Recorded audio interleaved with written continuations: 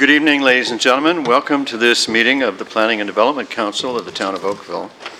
I understand we don't have any regrets this evening, but I perhaps should mention that Councillor Grant has another meeting in another part of the building, and he's going to be trying to do both of them at the same time. So he'll be in and out and back and forth, as I understand it.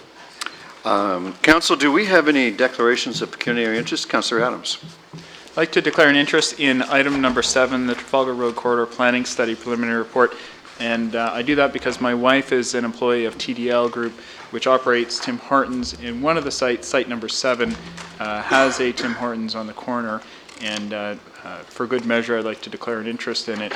And depending on how it comes back, I may or may not have an interest when it returns to council at a later date.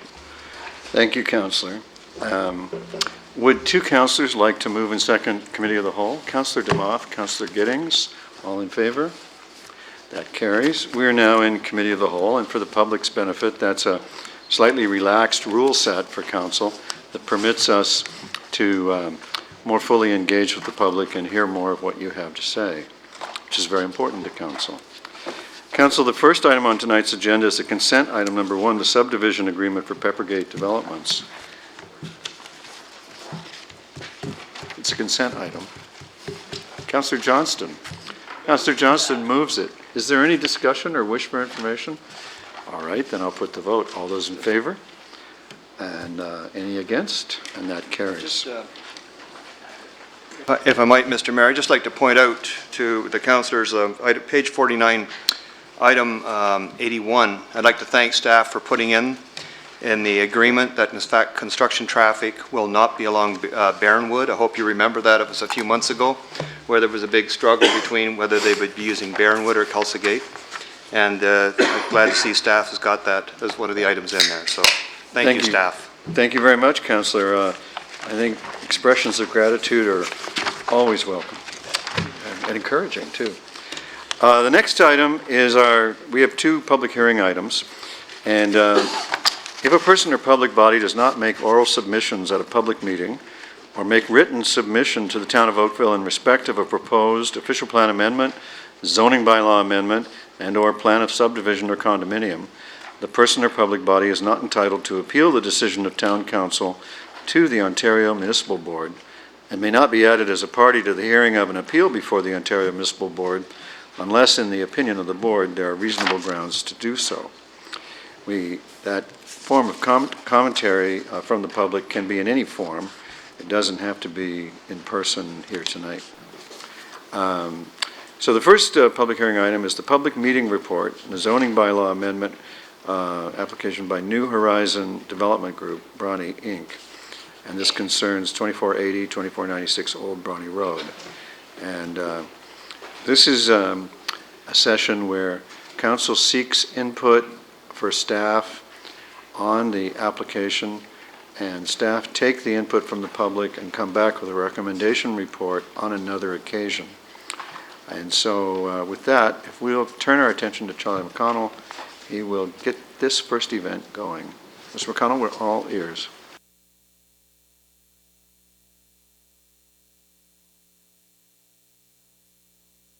If I could get this. Thank you. Okay, so thank you, Mayor Burton and members of council. This is a statutory public meeting related to a zoning bylaw amendment application that's been submitted by New Horizon Development Group to permit a mixed-use development. The report can be found on pages 53 to 66 of tonight's agenda. The purpose of tonight's meeting is to obtain any public input related to this application. No recommendation on this application will be put forth this evening. Staff will return in the future following a comprehensive review of the application with a recommendation report. So as can be seen in the air photograph, the subject lands are located between Old Bronte Road and Bronte Road, south of Dundas Street West in Palermo Village. Surrounding land uses include a commercial plaza to the north, a mix of residential uses, a recently approved medical office building on the east side of Old Bronte Road, and a place of worship. The applicant is proposing to develop the lands with a mixed-use development consisting of 2 8-story buildings with 380 residential units and ground floor commercial uses. An existing 2-story listed heritage building on site is proposed to be relocated to the southeast corner of the site. There are other older structures and an old barn on the site. Apparently, and according to our heritage staff, those have not been earmarked for designation and ultimately may be removed subject to their further review. In the livable Oakville plan, the site is designated as urban center and is located within the Palermo Village Growth Center. Section 22 of the livable Oakville plan states that on lands designated urban center, street, block, and stacked townhouses, standalone apartments, commercial, educational, and recreational facilities, and public parking facilities may be permitted. The minimum residential density is 100 units per site hectare, with mixed use having a maximum floor area index of 4. The minimum building height required is 2 stories, and a maximum building height of 8 stories is allowed, except on corner sites where a maximum of 10 stories is permitted. The subject lands are presently zoned agriculture, which do not permit the proposed mixed-use development.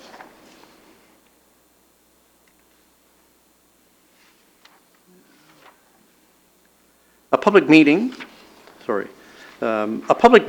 was held on a public information meeting was held on October 2nd, 2013, where no members of the public were in attendance.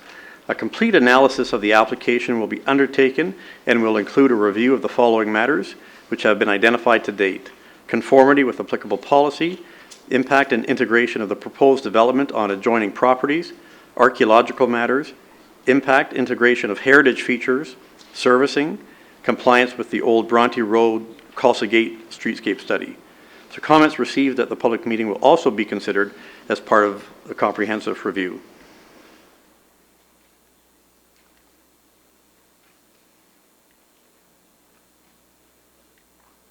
Just trying to advance the slides here.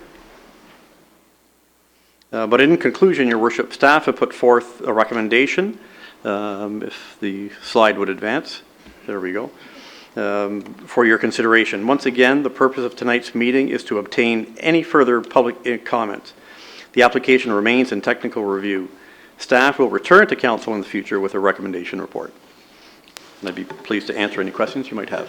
Thank you very much for the information. Council, questions?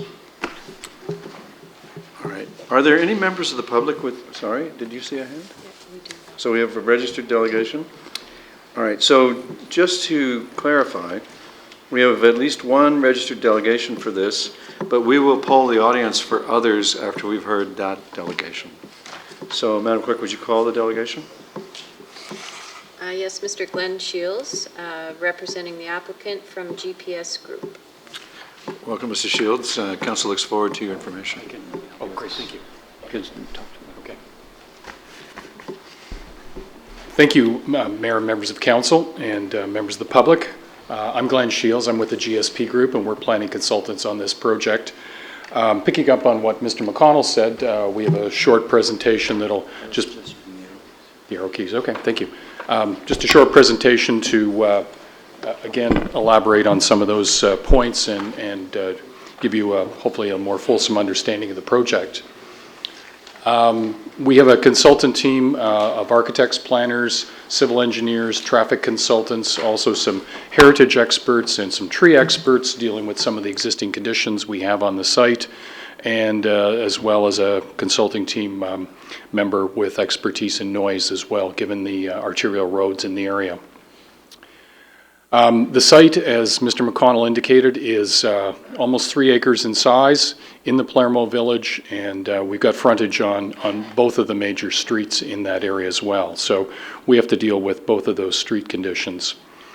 There are a number of buildings on the site, but of course the one of note is the one at the bottom, the house that's listed on the town's registry of heritage buildings. And we're looking to incorporate that into the development as well to maintain that character. There certainly is some change happening in the area. As was indicated, the VGR project is proposing to develop an office building, and that'll be across the street, across Old Bronte Road. And we think this project certainly fits as well with the change and the urbanization of the village. Our project is mixed use in nature, predominantly residential, multi-story buildings, but we do have commercial at grade along Old Bronte. We're trying to create a much more urban streetscape along there. The project will have underground parking with a limited amount of surface parking back in between the two buildings, between Bronte and Old Bronte Road. And as you can see on the concept down in the bottom left-hand corner is the Heritage House, which we're proposing to shift slightly, move it out towards Old Bronte, and convert that into some kind of commercial use in the community. There are two buildings. They're both 8 stories in height, and approximately 380 dwelling units will be created in there. And as I indicated, we'll have approximately 7,000 square feet of commercial space along Old Bronte Road. So I think that'll be really important to not only serve the neighborhood, but also to enliven the street and the street edge along there. These are a couple of sketches that the architects have prepared. And you can see the intent to create an attractive and active street edge along Old Bronte. Both of these views or all three of these views, I should say, are along Old Bronte. The house as well, again, we hope to convert and be an important part of the streetscape along there. The official plan does provide for this type of development. We are part of that urban center area. And the development certainly conforms to the intent of those policies as well. Also of note, too, is that the draft zoning bylaw that's now recently been released does permit and contemplate this kind of development as well. We fit in with virtually all of the proposed regulations of the new mixed-use zoning, too. Several years ago, the Old Bronte Road Streetscape Plan was prepared, and we've taken certainly cues from that document. We're proposing on-street parking along Old Bronte as it's improved. Our buildings are up close to the street, and we will have minimal building setbacks, but yet enough room along there so that some of these new commercial ventures, if they are restaurants, will have room for outdoor patios and those sorts of things. We've prepared a series of technical studies, and I'm certainly not going to go through that whole list, but they've been comprehensive, and we've gone from planning through all the servicing studies, the traffic studies, and as well looked at the heritage resources on site and the trees that are on site too. And so those are part of the materials that your staff are now reviewing. So in conclusion, we think this project is appropriate for Palermo and indeed reinforces the direction of the official plan, conforms to the height and density policies. All of the technical studies have supported the development, and we think it'll be an important contribution to the neighborhood and to the area. So those are my comments, and I'd be pleased to answer any questions you might have. Well, there just seem to be a few. Starting over to my right, Councillor Khan. Thank you very much for the information. If you can go back to the pictures that you had of the cultural properties, heritage properties that we had. The concept sketch No, or the actual pictures. photographs? Yep. Okay, yeah. And so when you were speaking, you said that the property on the bottom is of most significance. But I think our report also identifies it says the frame barn. What are your intentions to do with the other two, or with the other structure? The frame barn hasn't been identified as being a property of significance. My understanding, the house certainly was, and the house is certainly convertible and usable. My concern here is that our report says the frame barn and for its association with the development of the village of Palermo. So maybe at a later point we can get some clarification from staff. Sure. Thank you. Councillor Elgar. Thank you very much. Along the same line, with regard to the frame barn, there was a lady who came Monday night to the meeting that was canceled, and it was her grandmother's place, and she was concerned about both the barn and the house. And I advised her that the house was going to be moved to the southeast corner based on what plans you have.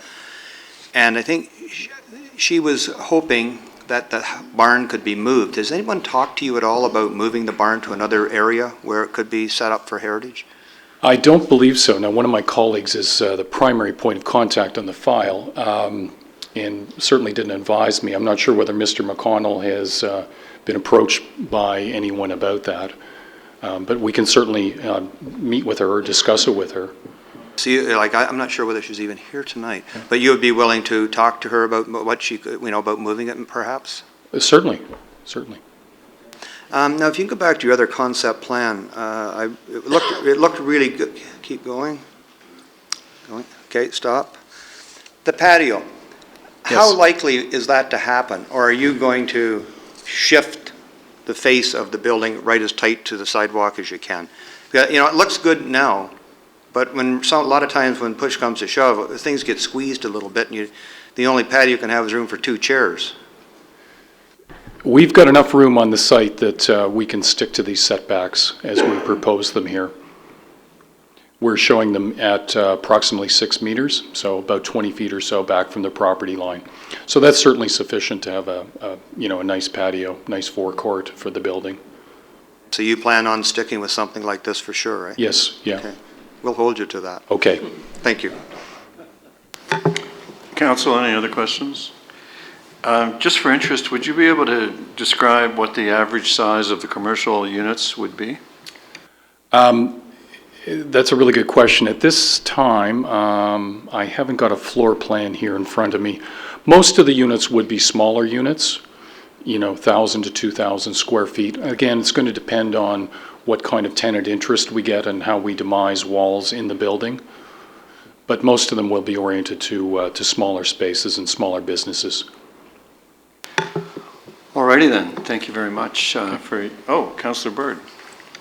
Just taking back to the slide here, how much is the width of the sidewalk or the public portion? You said 6 meters. Now, 6 meters is the setback from the property line to your building? Yes. So then we add the sidewalk width from that, which gives you from the curb here where we see the cars, approximately what will be the distance to the building? I haven't got a dimension plan here, but I would guess that's about, there's probably about 8 feet or so from the curb to the property line. 8 feet. What's that? I'm going the other way. What that's in meters now? Oh, sorry. I understand you need about 6 meters at minimum to create sort of this sidewalk activity, which you see, which is benches and all that, because you can see that the seating arrangements and everything else are all on in theory, I guess you're fenced in, the gated portion. And by the time you put opening doors and experience, you put garbage cans and benches and all that, I want to make sure we have some sidewalk portion left over. For sure, that's a very good point. We're following the direction that's in the Palermo streetscape study, the old Bronte streetscape study. So it'll be consistent with that. And as I said, the 6 meters is from the property line back, so back of sidewalk, to the building. And then the distance from, the sidewalk, back of sidewalk, if you will, out to the curb, is going to be at least 8 or 9 feet, I would think. Okay. Well, the reason, Your Worship, why I've asked that comes up time and time again in downtown Oakville, which people believe and think, if we had our druthers, believe me, we would have a couple more feet on either side of the road of pedestrian walkways, so that, as you were saying, that you could have actually a seating area that functions in front of some of the stores, because as they put it out, it comes very difficult. Now you got single file to walk through the deal, and I believe you have to have about 6 meters, sort of makes it work. That's right. And this sitting area here, if you look at the bottom sketch, for example, the sitting area that would be associated with that commercial operation is on the private property. It is on that setback zone. Now, notwithstanding, it looks like it's fenced in by the property, you probably presume would be you. Exactly. That would be associated with the individual commercial unit. So the public space, if you will, is from, the tree and out to the curb.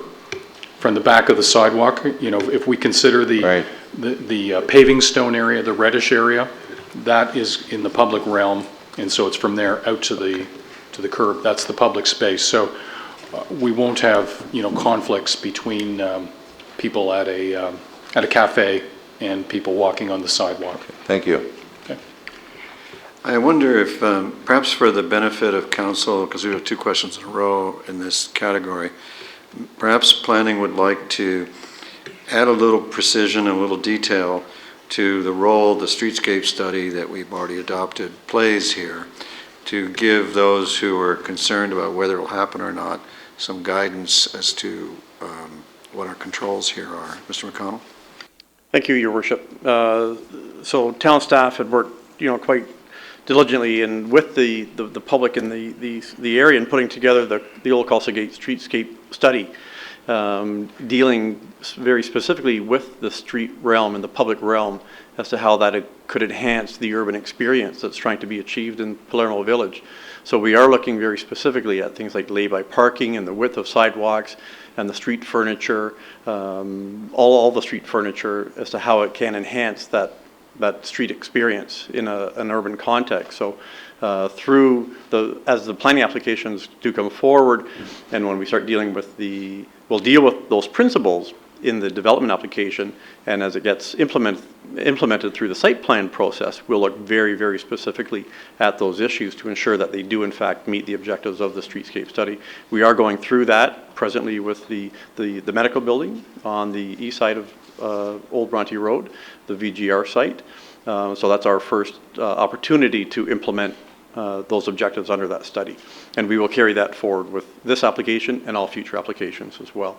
Thank you, Mr. McConnell. Councillor Robinson, did you Sorry, I take some comfort in that, so I'm not expecting that every time someone wants to alter something, like we see here, in order to make it happen, they don't have to enter into an encroachment agreement or something in the town or we have to sacrifice tree planting or whatever it is to make it happen? That's not going to happen? That's not the purpose. Okay, thank you. Okay, I hope everybody's assisted by that. Councillor Robinson, it's your turn. Your Worship, thanks. As a result of the gentleman's delegation, I now have a question of staff that I didn't have at the appropriate time, so may I go ahead? We heard the gentleman talk about 1,000 square feet for retail space or commercial. What is the approximate square footage of those C3R buildings on the south side of Lakeshore Road that have frequently been found out to be not large enough? If, through you, Your Worship, if memory serves me correct, those are in the neighborhood of, and I'm ballparking, I think in the neighborhood of 600 to 750 square feet of space. I think that's the area. So if Mr. Broll's suggesting 1,000 would be larger than those. Well, it would be then in that case. That 1,000 square feet, that doesn't include anything in the below grade level, does it? No, that's just the space at grade. Thanks. Thanks, Your Worship. Councillor Khan? Follow up on my question, perhaps staff can answer this. There seems to be some confusion as to the frame barn and whether or not that is a heritage property. The applicant believes it isn't. I'll defer to Scott Hanna, who is the Senior Heritage Manager. Through your worship to Councillor Khan, yes, I will confirm that the whole property is listed on the registry. That includes both the barn and the house. As part of the heritage impact assessment that's been submitted, the applicant intends to retain the house and remove the barn, and of course staff will come back with a recommendation on that. Okay. Councillor Elgar, did you have another? Yeah, but my question was not of the delegations, but of staff. Well, let me just ask quickly if any member of council has any other question for the delegation. Thank you very much, sir, for your information. Councillor Elgar, please address your question to your staff. Yeah, my question to staff is regarding this application and where it's located on the street. Is it on the upper portion or the mid portion or the lower portion when you get into the streetscape plan? So that with Councillor Bird's question of width, like is it because it varies depending on where it is in the street. Like I know the sidewalk at one place is 3.5 meters, and then where the tree portion is another 2.25 meters. So you got but it does vary up and down the street. Through you, Your Worship, the site is located within what's referred to as the historic core south designation, and that's the middle of the three districts. And overall, we're So- close to 6 meters, are we, like 5.75 meters? Are you referring to the, Sidewalk and the Sidewalk. tree buffer? 'Cause Yes, In this yeah. location, we've got sidewalk and tree buffer also before we that's get right, to it's the calling curb. generally for a road allowance width of approximately 21 meters with a 6-meter, sidewalk and planting area. And then the building's setback would be from that property line inward, so it could accommodate for that outdoor patio space and the public realm and a tree growing habitat. And then the lay-by parking would be, within the road allowance itself. Thank you very much. Yeah, I know a lot of work went into this with staff, and actually we had Julia, who was the chair of the chamber at the time, come up and work with us too with staff, and the chamber, the downtown chamber was happy with it at that time too, with what it should be, so thank you. Very good. Thank you, Councillor. Are there any other listed delegations? Are there any members of the public here with information for council or staff on this item? All right, Councillor Elgar. I'll move receipt. Councillor Elgar moves the staff recommendation. All in favor? Opposed, if any? That is carried. Now, we come to the third item on the agenda, the second public hearing item. This is the public meeting report for the Bronte Community Developments Corporation, Tulsa Gate. And Council, I'll direct your attention to the correspondence that we have on our desks that we've received from residents, which is a valid way to send commentary to this meeting and this process. And for the public, I'll explain that this is exactly the same kind of report as we just did. This is an information gathering report. It's not a decision night. And if everyone will give their attention to our senior planner, Rob Thun, he will begin the process. Thank you, Mayor Burton and members of council. This is a public meeting for an official plan amendment and a zoning bylaw amendment submitted by Bronte Community Development Corporation for the southerly portion of their site fronting onto Tulsa Gate. Your report can be found on page 67 of tonight's agenda. And once again, the purpose of tonight's agenda is to obtain further public input related to these applications. And as you've just mentioned, additional public comments were provided to council prior to tonight's meeting. Staff will return in the future following a comprehensive review of the application with a recommendation. For council's information and the public, there are 2 areas of the property. Each is designated and zoned differently and will be discussed further in the following slides. The first area in the air photo identifies the specific application area. It is 0.65 hectares in size. The second area to the north of the application area is 1.15 hectares in size. Immediately to the east, as you can see on the air photo, are townhouses fronting onto Barronwood Drive. They do have rear lane garages. Further to the east are townhouses. Immediately to the south is a pipeline corridor that has a Trans-Canada pipeline and another pipeline within it. And further south to that are townhouses. To the west is Tulsa Gate and vacant developable land that will be developed in the future. And immediately to the north is an approved stacked townhouse development consisting of 166 units. Presently, staff are going through the site plan process for this application. With regards to the livable Oakville plan, the entire property is located within the Palermo growth area as outlined within the livable Oakville plan. Palermo is a primary growth area. The majority of intensification in the town, for the information of council and the public, is to occur within those growth areas, and there are 6 within town. This slide identifies the designations for both areas of the property. Area number 1 is designated medium density residential. The designation allows for multiple attached dwelling units, stacked townhouses, and apartments. Council, I'd like to make a correction on page 72 of the staff report. The density should read 35 to 60 per site hectare as outlined in Part E, Section 2253 of the Livable Oakville Plan. My apologies for that error. Also, that section identifies the maximum building height for that area as 4 stories. Area number 2, which is not part of this application but is part of the subject property, is designated urban center. This designation allows from townhouses to apartments together with offices and commercial uses. The minimum residential density is 100 units per site hectare. the maximum building height is 8 stories. Staff are presently processing a site plan application for this area number 2, and the information is available on the town's website. And once again, the intent of the OPA is to redesignate area number 1 to be the same as the northerly portion of the site. So the area number 1 and area number 2, the intent of the application is to make them the same. With regards to zoning, the zoning for the entire property was established in 2004 from a site-specific application, and it's reflected in bylaw 2004-040.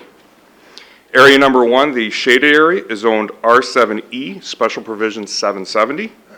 This special provision outlines various regulations or zoning requirements, including a minimum number of units, which is 22, a maximum number of stories is 3, and a maximum height of 10.5 meters.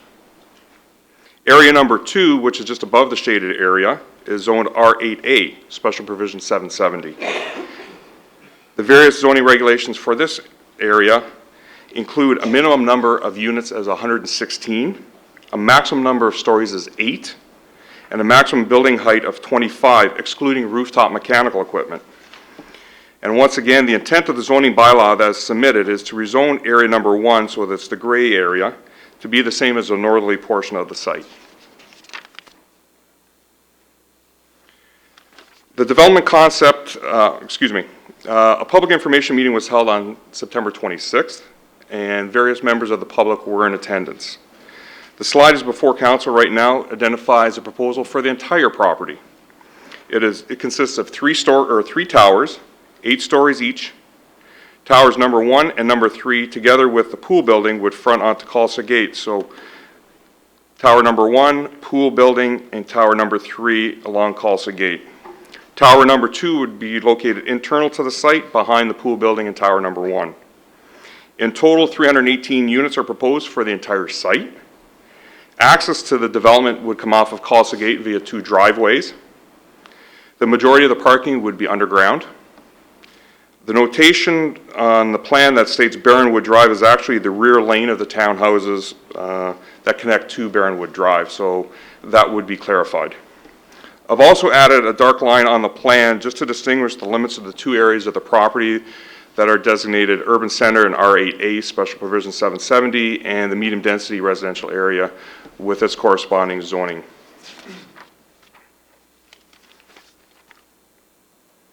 So in conclusion, Your Worship and members of Council, staff put forth a recommendation for Council's consideration. Once again, purpose of tonight's meeting is to obtain further public input. The application does remain in technical review. Staff will in the future return to Council with a recommendation. And once again, Council is in possession of a number of comments from the residences. They were handed out prior to this meeting. Thank you. Thank you very much, Mr. Thun. Councillor Elgar.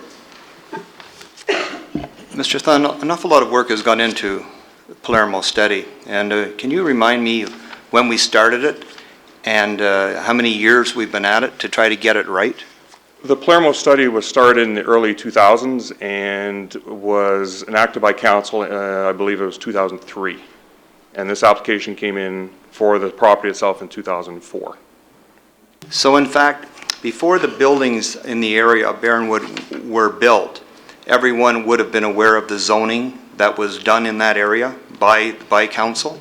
The official plan bringing the Palermo area into the official plan was known. The site-specific zoning was dealt through the detailed subdivision and draft plan, or the subdivision and the zoning bylaw amendment that is site-specific to this property. If residents were looking at buying townhouses or houses in that area and they called the town, they would have been told that number 1 area you have is a 3-story limit, correct?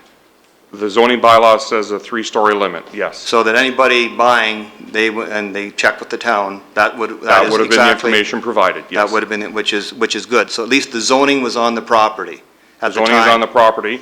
The official plan was also on the property through the Palermo study previously, and it's reflected in the livable Oakville plan. I think we finally got it right, where we do the zoning, get it all done before we get any building in the area. Just curious, how many residents have corresponded with you related to this project? At last count, there was more than 80 submissions made to to myself, which are part of the package that council has received. And what would their comments be?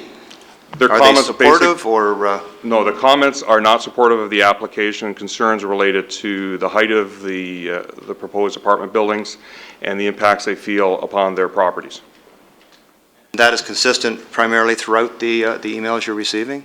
The emails varied in how much verbiage was in them. The majority have just said they oppose the application.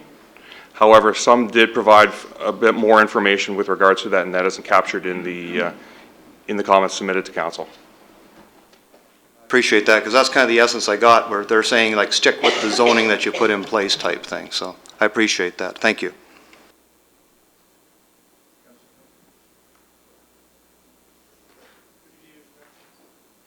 I'm sorry, I saw two hands. Councillor Khan, did you have a hand up? I did. Councillor Adams, you appear to be the one with the Okay, hand. thanks. I didn't want to step on anybody's toes. The official plan that we've got there right now, isn't the idea there to buffer the adjacent lands from the high density? I mean, wasn't that the original? It is in a growth area right now. The official plan that was created prior to livable Oakville, so the OPA 228, did recognize the medium density on the subject property, did recognize the pipeline corridor and the properties to the south. There was information with regards to the transition. However, it is a growth area right now, and that comes into play through the livable Oakville plan. So that has to be considered in the technical review. But growth area or not, it was originally intended to be buffer. There was discussion to that effect, and I have to do more research to that. So I would continue to have that same concern. I know that Councillor Elgar has that same concern. And so I hope that we will ensure that when we come back with the full review, that we're reviewing the issue of like to like in terms of what gets built. Thank you, Councillor. Any other councillors? Councillor Khan now. Thank you very much. You made a correction earlier when we were talking about density it was on our agenda, it says 30 to 50, but you said it's 30 to 60? 35 to 60, yes. 35 to 60 Yes. per site hectare. Yes. And this is 0.65, this property in question, right? Correct. And they want, I think, 106? The apartment tower that is to the south is 106 units, yes. And so, in essence, it's 2, maybe 3 times what the permitted density is. Or am I reading this wrong? 60 units per hectare. If you look at the max at 6.65, you're looking roughly 40. 39. 39. I did the math, yeah. Right. And they're looking at 108. So, okay. Yeah, I just wanted to make sure that I was doing the math right there. Thank you. Councillor Knoll. Can you give me the parking information in terms of above ground versus below ground?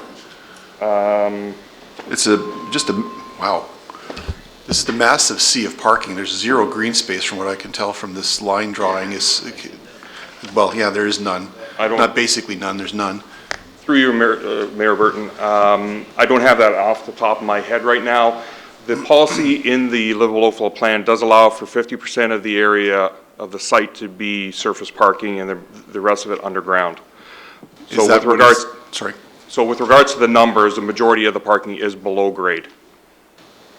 But you don't have those numbers. You'll provide those next time? That's fine. I don't need them right now. I'll be looking for that information next time, though. Okay. Thank you. Yes, sir. Alrighty then. Anyone else on council? So, Madam Clerk, I gather we have a number of registered delegations. Would you invite the first delegation? Okay, the first delegation listed is Carlos Achille. Welcome, sir. And Camilla, you're both speaking together. Camilla Cleveland. Welcome. Council looks forward to your comments. So, Mayor Rob Burton, and councillors, I think I'm not going to say too much. I think the questions already asked kind of pushes the sentiments of the residents within the area. When we purchased the homes, We did so understanding that this was zoned for 3 stories, a maximum of 3 stories. And we went ahead and we purchased based on that. So we strongly oppose the proposal. An 8-story apartment, not even condos, in terms of density, as you've mentioned, in terms of height, we strongly oppose that. Also, one of the reasons why, and Camilla can talk better about that, we moved to Oakville, the whole livable Oakville plans, the area in terms of where we wanted to live, there's no transition.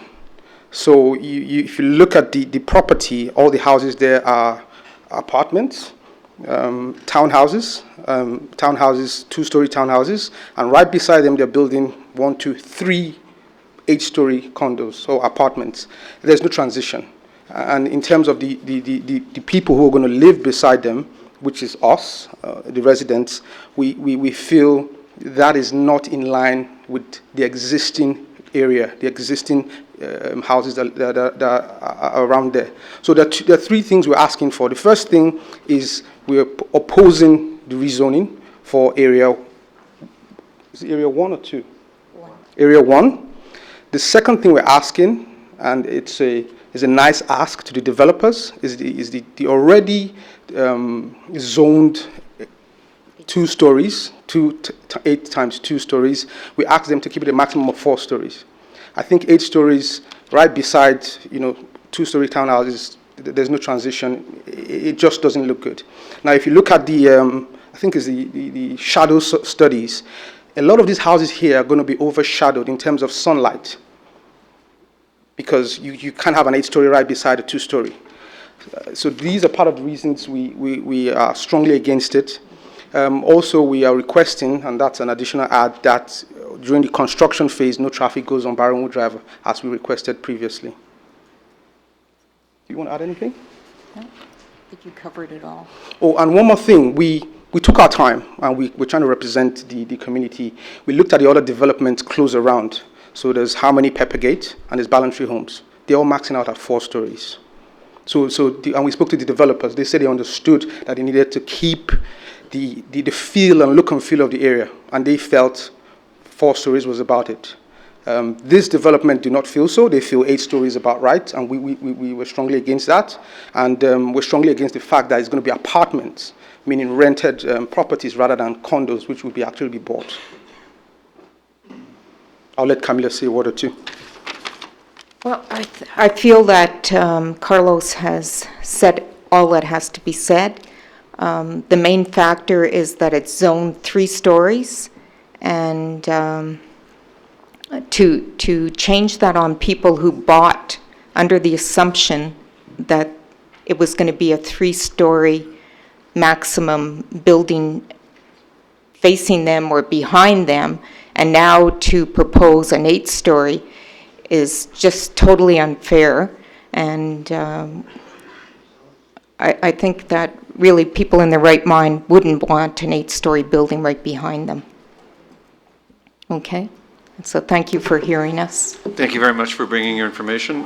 Councillor Elgar, I think, would like me to ask if there are any of your fellow residents here. Yes. And perhaps you could, perhaps I'll help you. If you have fellow residents here, could your fellow residents, by a show of hands, indicate their support for what you've said? So before we do that, Mayor, before we do that, we had thought this was going to happen on Monday, and they were all ready to come on Monday, and then the whole meeting got rescheduled for today. So naturally, most of them can't make it, but their email says so in numbers. But what we did, we said, in all fairness, let the key, not the key, but those of us who have taken the leadership in this conversation to come here. I think about 5 or 6 of them. If you could raise up your hand. Actually, even more than I expected. You have more than 5 or 6. Okay, so that's more than I expected. You may not be quite to 80, but you're well over 5. Yes. And we didn't want to overwhelm you with 80. All right, thank you very much, and thank you to your friends for showing their hands. And Councillor Elgar? No, I just actually want to thank the 2 constituents for what they have got up and said, and that they have the support of the people, and they're not. And the people have agreed not to get up and tell the same thing to us, 15 to 20 times that we have here tonight. So I really appreciate that. Thank you. So you've been hard at work in the community, I guess, then. Councillor Knoll. I'm sorry, I was trying to get your attention. I have a question of the delegation. Well, let's invite them back up Thank so you. you can ask them. Carlos and your, I didn't get all the names, but welcome back, Camilla and Carlos, and Councillor Knoll has a question. Sorry about that. I didn't mean for you to get that extra exercise. Yeah, that's good. I understand totally your concerns regarding the height, but I was curious about, you referenced your concerns with respect to the fact that it's a rental building. Can you identify why you're concerned that it's a rental building? I'll let Camille answer. She's more passionate about this one. Sure. And by the way, I don't know if the sound booth can do something about my microphone, but I'm echoing and feeding back, and it's annoying. You sound like that. Do I? That's what I sound like all the time? Thanks, Max. You're a real sweetheart. Well, I feel that we feel in general that apartments, which are rental, the people don't have the same sense of caring for their surroundings as they would if they would own them, if it would be a condo. There's more of an ownership. And we do see it. We have a lot of renters around us in the townhouses, and you can see the difference. The people that care about their property, the ones that mow their lawn. It's in general, I have to say that. There's always one or two that are renting that do take care of it, but in general, it's more of a sloppy attitude because they're only going to be there a short time. And I feel that's the way with apartments. Okay, thank you. Councillor Adams.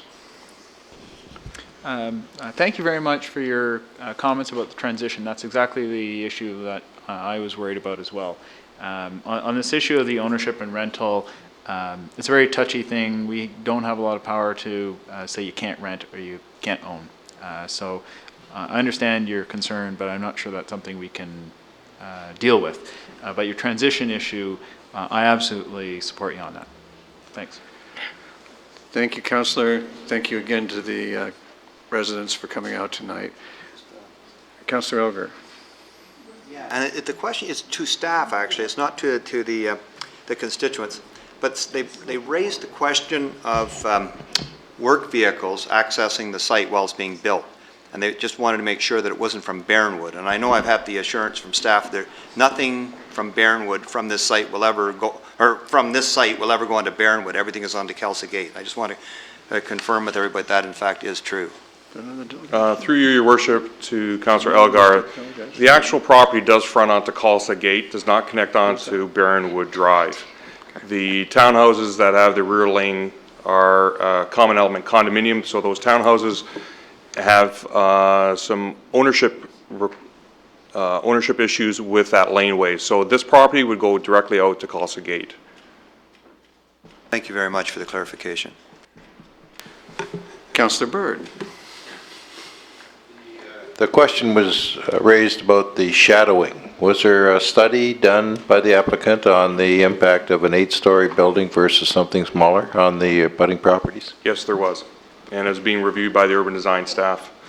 And the study itself, which is on the town's website, does show, depending on the time of year and the time of day, some shadows that go east-west towards the townhouse units. So can that be addressed, anything other than reducing the height of the building? It could be relocation of buildings also to address that matter. So those are technical issues which have to be looked into further. Okay, thank you.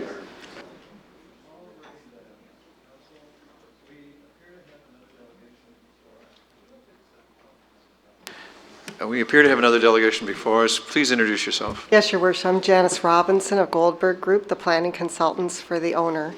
And I don't think there are any other speakers, so I wanted to come forward and maybe answer a few questions. I didn't prepare a big PowerPoint presentation. We came to listen to the comments tonight from residents and from council so that we have a thorough understanding. Just to answer the question, there was a question about the parking and how much it was going to be underground. I do have the answer to that. There are 573 parking spaces and 371 are below grade. So to answer that question, I hear what everybody says about the transition. This is a zoned site. It's zoned now for an 8-story and a 5-story building, and the proposal is to now have 3 8-story buildings. So it is an increase in the height. What we have done, or not an increase in the height of 8 stories, but another 8-story building. The site plan, the concept plan does situate the buildings as far away as possible on the site. They're right up against Calsa Gate, as far away as possible from the townhouses to the south and to the east. So we have attempted to have as much distance separation as possible between the buildings. All of the site access will be to Calsa Gate for all site access, not just construction. And it's our view that it's an appropriate development in the context, in the planned context of this growth area. So. Thank you very much for your information. Councillor Elgar has a question for you. I thought I heard you say that the zoning was, it's 3 stories on part number 1, the current zoning. That's correct. That isn't what you said. I was referring to the overall zoning of the property to the north, which is zoned, that's correct. The property to the north is zoned for an 8-story building and a 5-story building, and this property is zoned for a 3-story townhouse. Okay, so you do agree that it is a 3-story zoning on part 1? Correct, yes. Thank you. It's a rezoning here tonight. I saw another hand over there. Councillor Knoll. Thank you, Worship. Thanks for the information on the parking. I'm just looking at the site plan schematic on page 69, and I mean, these things don't often represent very well. Is there any green space on this property at all? Do you have any grass or any recreational accoutrements at all planned? I know it's a site plan issue, but I'm just, it's so stark. I'm just concerned. Well, the site plan is still under review. Right. There's a pool building and there's a lot of indoor amenity space. There's outdoor amenity space along the edges, but I think that we haven't really gone through a great level of detail on the processing of the site plan yet. Okay, so that's So there's something that's still a lot still, of- yes. okay. In terms of the, so this is a rental building, or these are rental buildings, correct? I'm not sure how to start out with, I'm not the person, the planner at our firm Okay. who generally is handling this file. I'm here in his place. However, I have no knowledge that this is planned to be a rental building. Okay. That these are planned to be rental buildings. I don't know that that's been established, and so I can't confirm that these are going to be rental buildings. Can you clarify that at some point and Yes. get that through to council? Through the staff to council? Thanks a lot. Thank you, Worship. Thank you, Councillor. Councillor Elgar? Just a quick question. How many years have you worked for Crystal Homes? I just wonder if you know the history of Crystal Homes. Just so you know, I'm with Goldberg Group, the planning consultant. I am not with Crystal Homes. So we're the planning consultant that filed the application on behalf of Crystal Homes. Okay, so, yeah, I'm not Crystal Homes. That's why I can't tell you what Crystal Homes' intentions are. On behalf of council, I'd like to thank you for your attendance tonight and your information. Any other members of the public with information for the council on this matter? Councillor Elgar, Councillor Lapworth, Councillor Elgar. Receive staff report. Oh, sorry. Oh, I'm sorry. I'm sorry. In order to participate, you really have to come down to the microphone. Otherwise, there's no chance that I'll even hear you. So we'll wait. We'll wait. We got time. We had a 6-hour council meeting earlier today. We're trained and ready. Don't worry. I'm a resident of Barronwood. Yes. And I just wanted that lady, sorry, I didn't get your name. She said that they're going to try to put the buildings as far away from from Barronwood. Do we have an idea of the setback at this point? Mr. Thun, perhaps you could run over those numbers again. Thank you. Are you talking about this building? Oh, Well, all of the buildings. What kind of, Okay. how far away from Excuse our me. backyard? Madam, would you start by introducing yourself, please? Sorry, Teresa Kashani, 2388 Barronwood Drive. Thank you so much. Go ahead. Thank you. Your Worship, through yourself to Teresa, the buildings buildings 1 and 3 and the pool building are proposed to be as close to Calsa Gate as possible. Building 2 right now has I believe it's a 12-meter setback from that rear property line. I'm sorry, 12 meters, 12 meters? roughly 40 feet. Okay? Thank you. I hope that helps clear things up. Yes, thank you. It's our pleasure. I was about to call a vote. Councillor Elgar has moved receipt of the public's information. I don't see any other volunteers of public information. I'm going to call that vote. All in favor? Opposed, if any? It is received. I would tell the public that the window is not closed. Staff are pleased to hear your comments. If you wake up tomorrow and you have, with an idea you wish you had said tonight, you can put it in an email, a letter, or a phone call. Mr. Thun will be more than happy to receive it. And of course, you probably already know your councillors will be more than happy to hear from you too. So with that, we will turn our attention to, well, let me first ask, the folks here for item number 3, are you looking for a way to leave without disrupting the meeting? Would you like me to call a 30-second recess for that? Why don't I do that? Council, we're recessed for a quick exit by Barronwood and Associated Streets. All right, Council, I think we can safely resume our meeting now. Before we turn to discussion item number 4, the recommendation report for the draft plan of condominium for Grandview Living on 205 Lakeshore Road West, let me ask if there's any members of the public here with information or concerns for Council on this item. All right.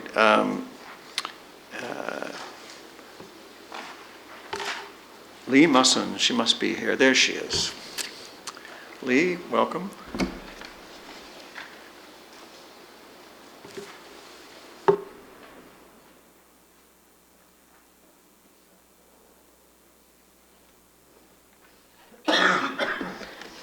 Good evening, Mayor Burton, members of council. This evening I have a staff report to present to you. It can be found on page 87 of your agenda. The purpose of this report is to provide a recommendation to you on a draft plan of condominium submitted by Grandview Living to create a phased condominium building, which is currently under construction, that would allow for 33 residential units and 2 commercial units. The intent of this draft plan of condominium is to establish condominium tenure to the development to allow the transfer of the individual units to the future purchasers. The location of the site is at the northwest corner of Maurice Drive and Lakeshore Road West and is municipally known as 205 Lakeshore Road. The lands subject to the application are approximately 0.2 hectares in size, with 49 meters of frontage along Lakeshore and 42 meters of frontage along Maurice Drive. Access to the development is from Maurice Drive, and the site plan was approved by the Site Plan Committee in December of 2011 with a revision that was approved in January of this year. And again, the building is currently under construction. Under the Livable Oakville plan, the lands are designated as Central Business District. The existing development conforms to the policies within the plan.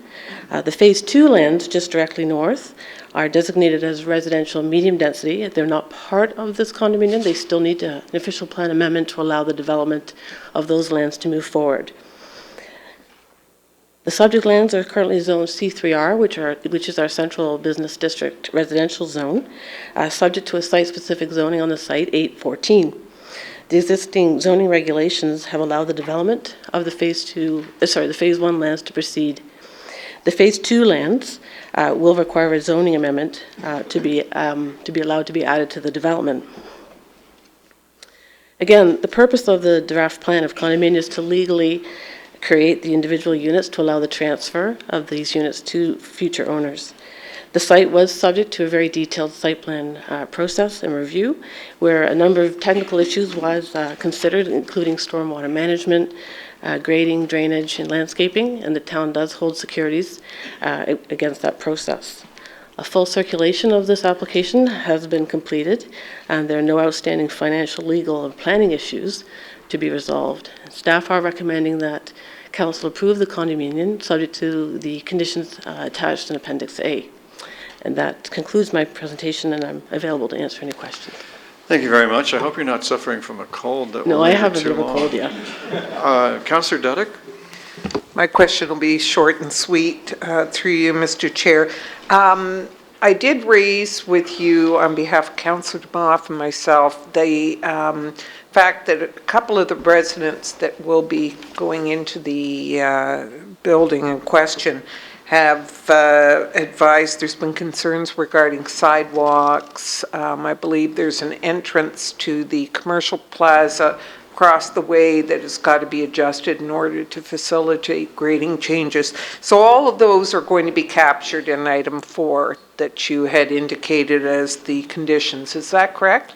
That's correct. And for the benefit of all of council, staff did meet with the applicant this week and with our engineering and construction folks. And the sidewalk will be constructed this year. And the road work along Maurice Drive is anticipated to take place next year. And as part of that road works, there will be we'll be looking at relocating the commercial driveway. There still needs to be we still need to have some discussions with the commercial landowner. Do we know when the owners of the various units are going to be able to move in? Has there been any, was that any part of the discussion? I know it's not within your purview, but I just wondered out of interest, because I know there's been considerable delay in regards to getting them in. I don't have the timing of when occupancy can occur. I can tell you there are some building code issues with regards to some of the units, plumbing, HVAC. It's my understanding that the developer has been working with our building staff to resolve those issues. Those are issues that are outside of the planning department's control. But in terms of the condominium, that condition number 4 talks about grading and drainage to the satisfaction of our development engineering staff. So the plan wouldn't be registered until such time that we were satisfied with those issues. Thank you. Thank you, Lee. Just for interest, who is the builder? This is Mattis. Thank you. Councillor Duddick or Councillor DeMoff, there's no further interest in the item from anyone else that I can see. Councillor Duddick gives us a motion to approve. All those in favor? Opposed, if any? Approved. Now we come to item 5. So this is a recommendation report. For those of you who were here for the public meeting report, public hearing sessions earlier, this is what happens usually a few months later from a meeting like the ones we had earlier for those other applications. And by now, all of the issues that have been identified should have been dealt with. However, there's always an opportunity to be surprised in this business. And if we give our attention to Paul Demchak, our planner on this, he will tell us how many surprises there are. Paul? Good evening, Mayor Burton, members of council. So tonight, staff are bringing forward a recommendation report related to an official plan amendment, zoning bylaw amendment, and draft plan of subdivision. The subject property is located at 1455 Joshua's Creek Drive. This is the existing golf course on this property. Specifically, it's located south of Upper Middle Road, east of Joshua Creek Drive, west of 9th Line, and north of North Service Road.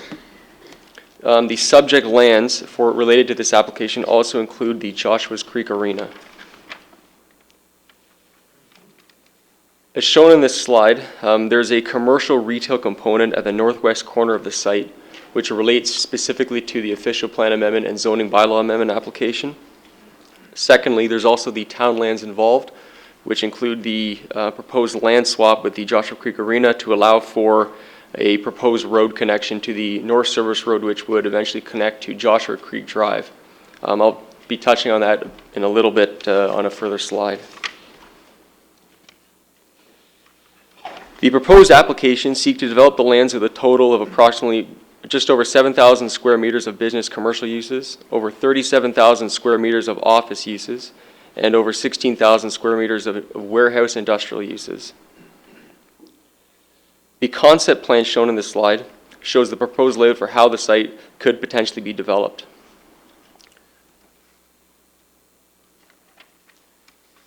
The commercial blocks 1 and 2 are subject to the proposed OPA and rezoning as mentioned. The applicant, it's important to note here that the applicant has revised the initial request that was brought up at the public meeting from 5,000 square meters of convenience retail uses to 2,500 square meters of convenience retail uses. The proposal would also include being the lands rezoned from employment E1 to commercial C3A. I've attached a concept plan showing how the blocks 1 and 2 could potentially be developed in the future. This would obviously be subject to further site plan review process. In terms of the proposed land exchange, I'd first like to point out that the transfer of land from the town would be 0.368 hectares, while the town would receive 0.512 hectares, obviously being a net benefit to the municipality. I also would like to point out there's this conceptual plan here of how the lands could potentially be developed in terms of how the parking layout would be configured. Obviously, again, the purpose of this land exchange would be to accommodate for the proposed road connection. There's obviously benefits to the town in terms of this being the proximity and orientation of the new road to Joshua Creek Drive. Overall, there would be a benefit for an opportunity to improve overall parking configuration. Staff also note that the land exchange, planning approvals, and parking lot reconfiguration would be required prior to registration of the subdivision, as well as the town would bear no financial responsibility in terms of this reconfiguration and redevelopment of the parking lot. I've also just included a map here or a diagram here showing the proposed realignment of the North Service Road and how it would eventually connect to the Ford Drive or Ford Drive. I know there was a discussion last time at the public meeting from council to have that information in front of them. This concept does not show the future road connection. We are still working with the applicant to finalize all those details, and that would come forward through the registration of the plan of subdivision. So again, in terms of the livable Oakville official plan, currently the existing designation is business employment, and as mentioned, the change in land use designation would only apply to the northwest corner of the site. So staff are of the opinion that the effect of the proposal to allow business commercial designation with a 2,500 square meter cap of retail commercial floor area does not generate a conversion of employment land for non-employment purposes, and therefore satisfy section 14.2 of the official plan. And it's important to note that these, the intent of these retail blocks would service, the commercial components of these retail blocks would service the daily needs of the existing and future employees on both the subject site and surrounding employment lands. In addition to this, currently the zoning on the property is E1 with a holding provision. Staff are proposing to amend the bylaw through this recommendation report to allow for the C3A uses. There would be a holding provision on the site until such time as the plan of subdivision is registered.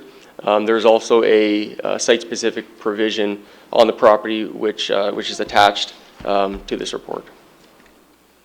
Key facts: a public meeting was held for this this application on June 10th, 2013.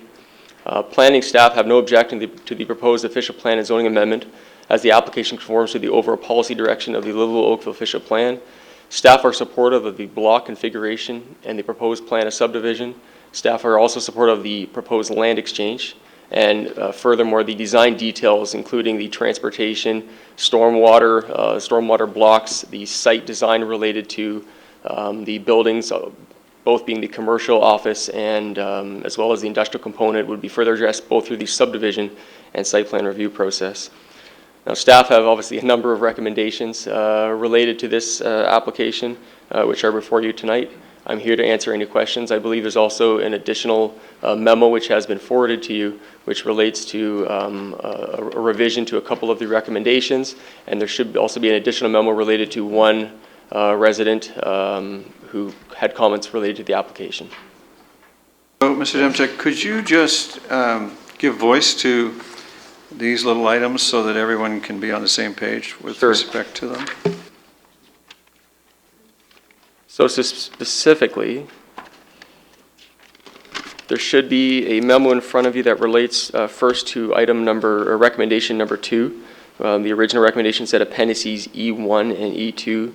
That has been amended to and corrected to appendices C and D.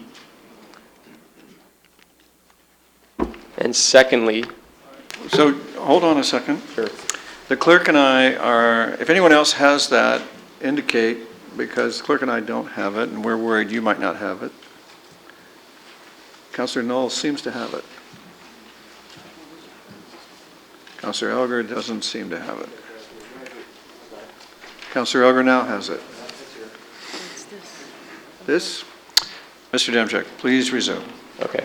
And the second item before you should be a revision to item or recommendation number 4, sorry for that matter, and that relates to the bylaw being passed, which would include specifically prohibited uses related to bylaw 2013-096. All right, so we're giving our attention to the fresh bylaw on your desk, 2013-96, right? Okay. Council, any questions? Councillor Adams. So first of all, thank you for the various meetings we've had to discuss the matter. The bylaw that we have on our desks that includes the prohibited uses, a food store, vehicle dealership, and vehicle repair facility. Can you just confirm that vehicle dealership and vehicle repair facility, those terms are the right terms and we shouldn't be using automobile service? Right, so those terms specifically relate to the previous site-specific provision that was on this property, and it is consistent with that special provision in terms of the prohibited uses within that bylaw. So because in our 1984 bylaw we do use the alternative term automobile-related use. Right. So these terms are specifically defined within our bylaw. Okay. So. And would we be better to use automobile-related use if it includes more? Because as I read automobile-related use, it includes dealership and repair. Specialty repair, I guess, is what it is called. But is there a distinction? I believe that vehicle repair facility, as defined, would capture that. Okay. So is your concern, Councillor, extend to such things as a gas station? Where help us understand what you're trying to... Yes, it would include. Yes, in theory, it could include such things like that, or it could include rental or leasing operations that might not be appropriate. Do you want to help everybody understand what's inappropriate? Well, so if you read automobile-related uses, it means new and used automobile, recreational vehicle, motorcycle and truck dealerships, so vehicle dealership, service stations, public garages for vehicles and motorized snow vehicles, auto inspection and insurance appraisal, auto, truck, and trailer rental and leasing, and automotive specialty and service shops related to mufflers, shock absorbers, transmissions, radiators, tires, brakes, alignments, glass, radios, diagnostic electronics. Councillor, I wasn't asking what you've managed to block. I'm asking you what's your remaining worry? Well, the remaining worry are the issues of service stations that would be included in automobile-related use. He hasn't blocked that. He thinks that that's what the word is. Planning Director. So through you, Your Worship, this is a great segue into why we have InZone coming forward to correct all the inconsistencies in our current bylaw. Because within the current bylaw, we have lists of such uses under various zones that are not defined. The terms that we're indicating in this bylaw are specifically defined terms, which would provide for those restrictions that you're looking at. To add additional terms that aren't defined under the current bylaw would just continue with that inconsistency. So we're comfortable in putting the revised bylaw forward. Within zone, we will clarify, and there will be all of that long list that you read provided for clarity. Okay, so that'll be a clarification that comes underneath vehicle repair facility at a later date. Then I'm fine, thank you very much. I appreciate your time and effort on this, both with the applicant, myself, and the citizen that had contacted you earlier. Thank you, Councillor. Councillor Giddings. Thank you, Your Worship. Could you go back to the slide showing the reconfigured parking lot for the Joshua's Creek Arena? This the one? Yes, so we're giving up the land, So we'll call it to the northeast, correct on this, yes. and the entire parking lot will be moving over to the back of the building? That's correct. And all the costs and roadway will be done by the proponent on this? That is correct. What do we do with the entrance to the arena? Is that part of the plans in terms of redoing that on the other side? So we've had discussions with the applicant as well as our rec and culture and park staff. There's been some concerns in terms of reorienting the back of the building, because right now that is where all the Zambonis and some of the mechanical rooms are stored right now. It wouldn't be a benefit to the town really to rework all that. We're going to make sure that there's adequate pedestrian access to the front of the site, as well as potentially reworking the front of the site to allow for better drop-off locations at the front of the site, so that you could, when you're coming to the site, you do a drop-off potentially related to, a sports activity, and then you could park at the back of the property. So the existing entrance will remain? Correct. All right, thanks.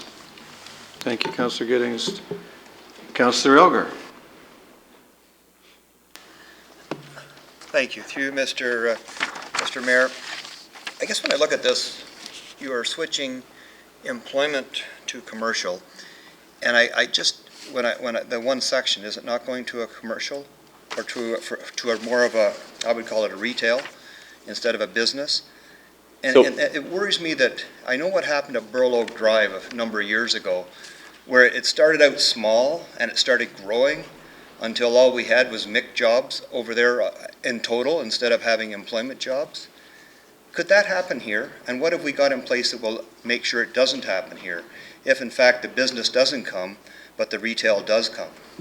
Right, so that's a fair comment. There's a lot of discussion that, in terms of the background here, a lot of discussion that happened between staff and the applicant in terms of the original proposal. So originally there was a 5,000 square meter proposed convenience retail component, and there was that discussion about the Burl Oak Drive application at the time. That was done prior to the Livable Oakville official plan.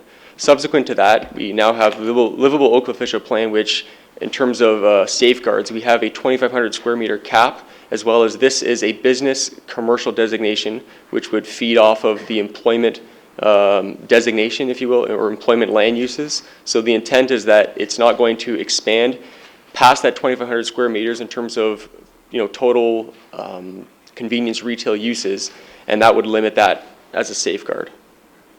I noticed you used the word that as the intent, but if the business doesn't come, could the intent change? Sorry. Councillor, he also told you that our official plan doesn't permit the intent to change, but the history that I really think you have to focus on is that any council can change anything. So I don't think it's the planning staff that's a concern here, it's the council. And, this council has a very clear plan that wouldn't permit it. And that's why I'm asking staff, would they allow it if they came forward again, or you're saying that's it? No, and you would be consistent with that coming forward with reports to council? Correct. Our intent is to maintain that 2,500 square meter cap, as well as maintain this land use designation, obviously being the primary intent as employment land uses. Thank you. Just for the public, staff, in concert with council and several years of extensive public engagement and consultation, staff created this plan, and staff's clear intent and performance to date has been to enforce and defend their plan, which is, after all, very popular and quite the prize winner as well. So I think as long as council will stick to the plan, everything will be fine. Yeah, and I guess I just wondered when I saw it switching a little bit, we're sliding a bit of business out and bringing in some retail, basically. Right. In this one. But in this particular case, this is provided for in our official plan. The premise is that a business district requires some kind of amenities in order for the businesses to locate there. As long as we don't get all the amenities like we did at Burl Oak. And I think former Councillor Franklin's aware of that one. All right. So to defend staff and our official plan one more time, that was then, this is now. Anyway, thank you very much, Paul. I will ask if there are any members of the public with information for council on this matter. I'm not seeing anything. Councillor Khan. I just wanted a clarification from Ms. Anderson about something she said with respect to what Councillor Adams raised. With respect to the two definitions, one was the vehicle dealership, the other one was the automobile-related uses. And from what I got from the discussion was that you were suggesting that we can leave it at vehicle dealership, and later that definition can be broadened to include the items that were under the automobile-related uses. So how do we go back, once we've defined something, how do we go back later after this is approved and say we want to change the definition to broaden that definition? So through your Councillor Khan, through your worship to Councillor Khan, there currently is a definition of automobile-related use, but it's the broad one, as I mentioned. So if we're specifically looking to prohibit more than the two uses that staff has recommended, then staff would need to go back and look at that in the context of the application. The analysis that we've done to date has looked at those specific uses as defined in the current bylaw. Going forward with in-zone, there are a number of properties that have definitions under the old bylaw. There's properties that have uses that are and aren't defined. So going forward, we're trying to transition with what Livable Oakville provides in terms of policy to implement, as well as clarifying some of the definitions. So it may well be, as an example with food store, that is not a term that is continued to be defined in the new in-zone bylaw. It's referred to as retail store. So any store that has retail component is defined as a retail store, whether they're selling food, products, clothing, etc. So there is a shift in terms of the types of uses and clarification on them. So there will be existing uses and proposed uses here that will in essence be redefined. And that's just the nature of going forward with the in-zone project. So, in other words, what we today recognize as a vehicle dealership might very well change in its definition after in-zone is completed, which may or may not come into effect and affect the applicant. So under this current proposed bylaw, we're rezoning the property to C3A, which has a number of permitted uses that would continue. But what it's doing in this bylaw is pulling out those that would not be permitted. So that would continue going forward as a site-specific. The definitions of those uses will change under the new bylaw, but it's brought forward into in-zone as best as possible. So, Councillor, if I can make so bold as to translate for the public, the other uses that the councillor previously read off are not permitted in this zone. And so,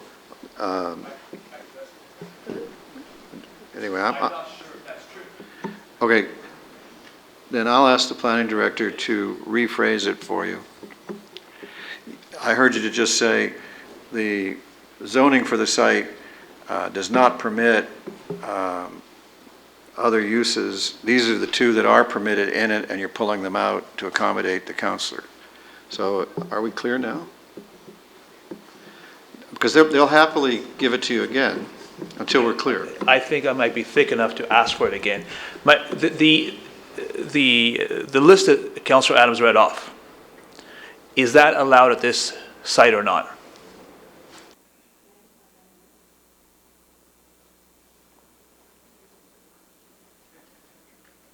The councillor has asked me to jump in any time, so I will. As a specific example, the auto-related uses says service station. When I see service station as one of the uses in C3A, I think it's allowed. Yes, that is correct. So the current C3A zone does allow for automobile-related uses with footnotes that refer to adjacency to residential zones for restrictions. So those uses currently are not being pulled out of the C3A on this site. So, Madam Planning Director, could you perhaps explain in greater detail why you can only pull these two auto-related things out at this time? Again, through your worship, my understanding is through the review and analysis of this site, those were the uses that were sought to be removed with the updated zoning bylaw. So if there's further uses that are to be restricted, then we would need to reconsider that and defer the passing of the bylaw. Then Councillor Adams and Councillor Khan, are you ready for me to poll the audience while you decide what you're going to do? Councillor Adams?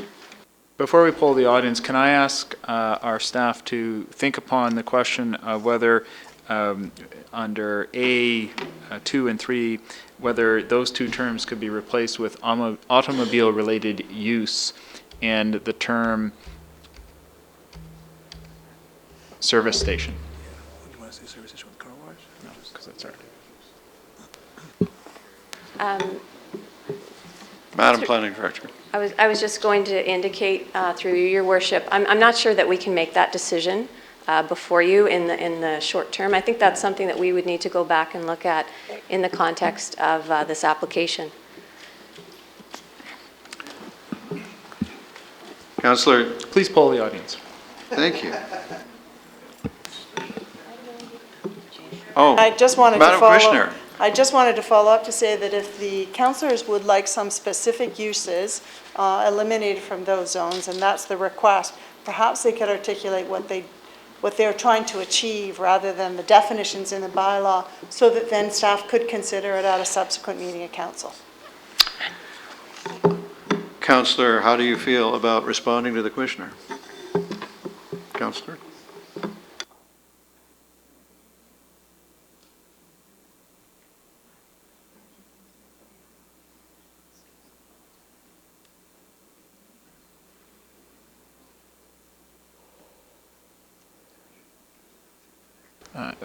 I understand that the applicant's with us, and it would be helpful to us to be able to speak with him, or them, I should say. All right, I'm going to show a little leadership here then. Are there any members of the public with information for council on this file? No. All right. Then, just a minute. She's a grown-up. She knows what she's doing. Councilor, I propose to give you a 5-minute recess, and the rest of us will take a comfort break while you get comfortable with your item. Ladies and gentlemen, we will now resume our meeting and the consideration of the recommendation report for 1455 Joshua's Creek Drive. And I understand that the applicant may wish to make a submission to council. Is that true? All right. Is the applicant here somewhere? Well, I wasn't looking at you, Ms. Baker. I was looking at the applicant. I understand that the applicant may wish to make a submission to council. Is that true? Would you please make it?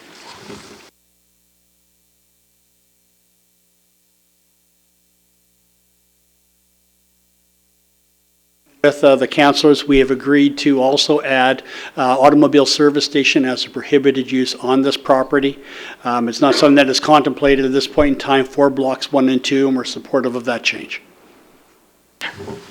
Do you have any other representations to give us tonight? Are you going to give me a hint? What do you want to hear? I'm here to try to facilitate everybody in the conduct of good governance and good planning. In that case, we support the staff recommendation that's put forward. Thank you. Thank you very much, Mr. Franklin. Then I'll turn to staff. I'll turn to the Commissioner and the Director. Madam Commissioner, Madam Director, is that submission by the applicant satisfactory to you?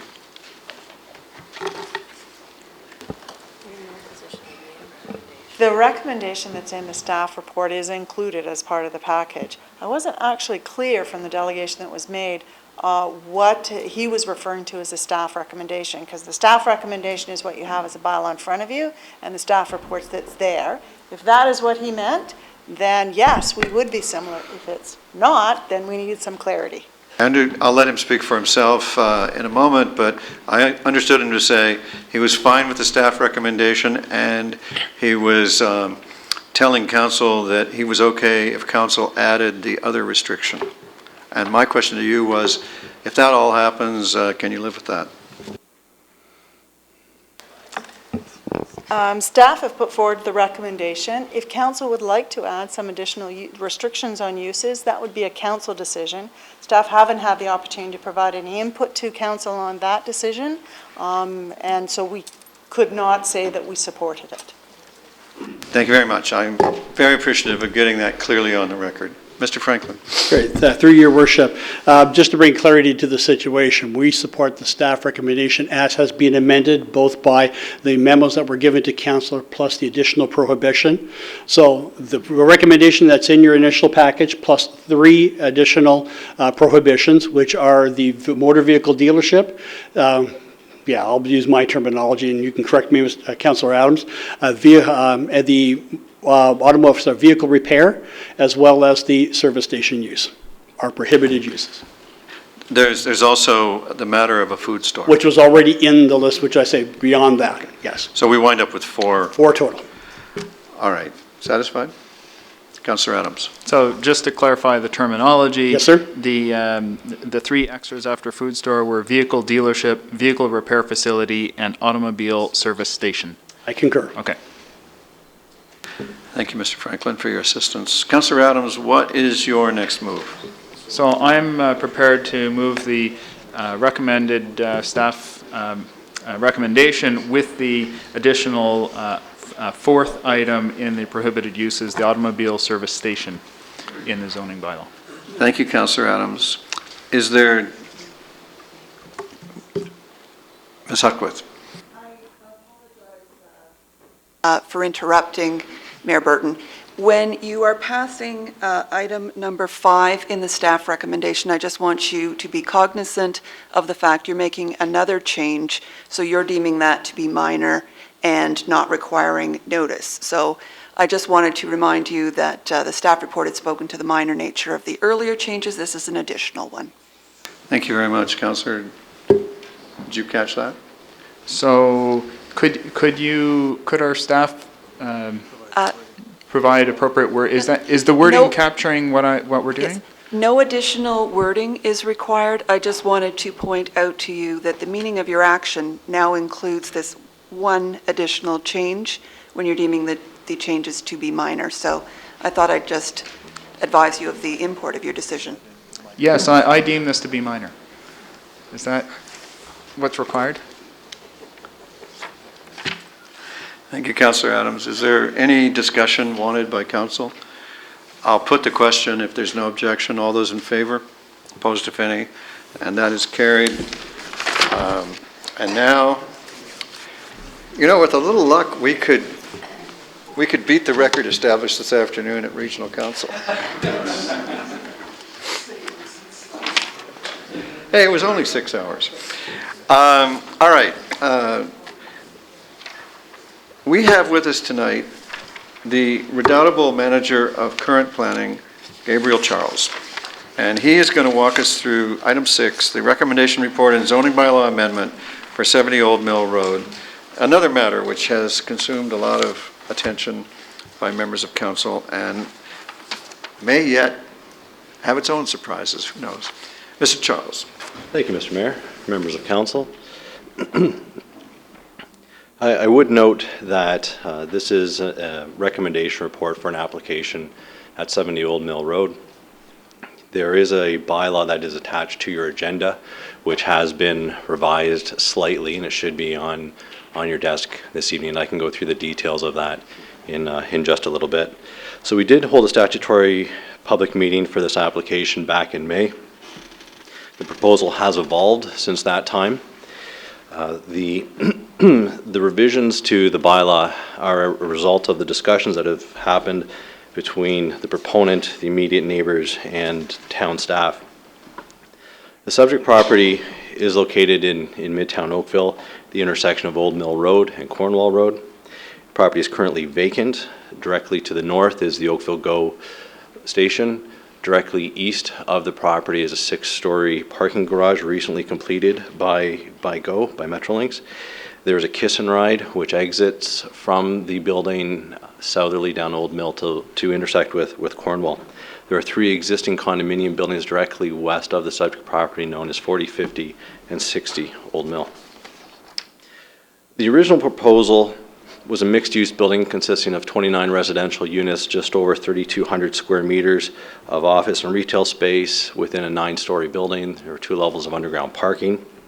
And the parking, the way it was intended to work at that time, was to use the existing ramps on the site to enter adjacent to 60 Old Mill and then exit again from the westerly ramp at 40 Old Mill. The revisions to the proposal are focused mostly on the retail component as well as the configuration of the access and the parking. 29 units remain as part of the residential. The retail and office has been significantly reduced down to just over 150 square meters.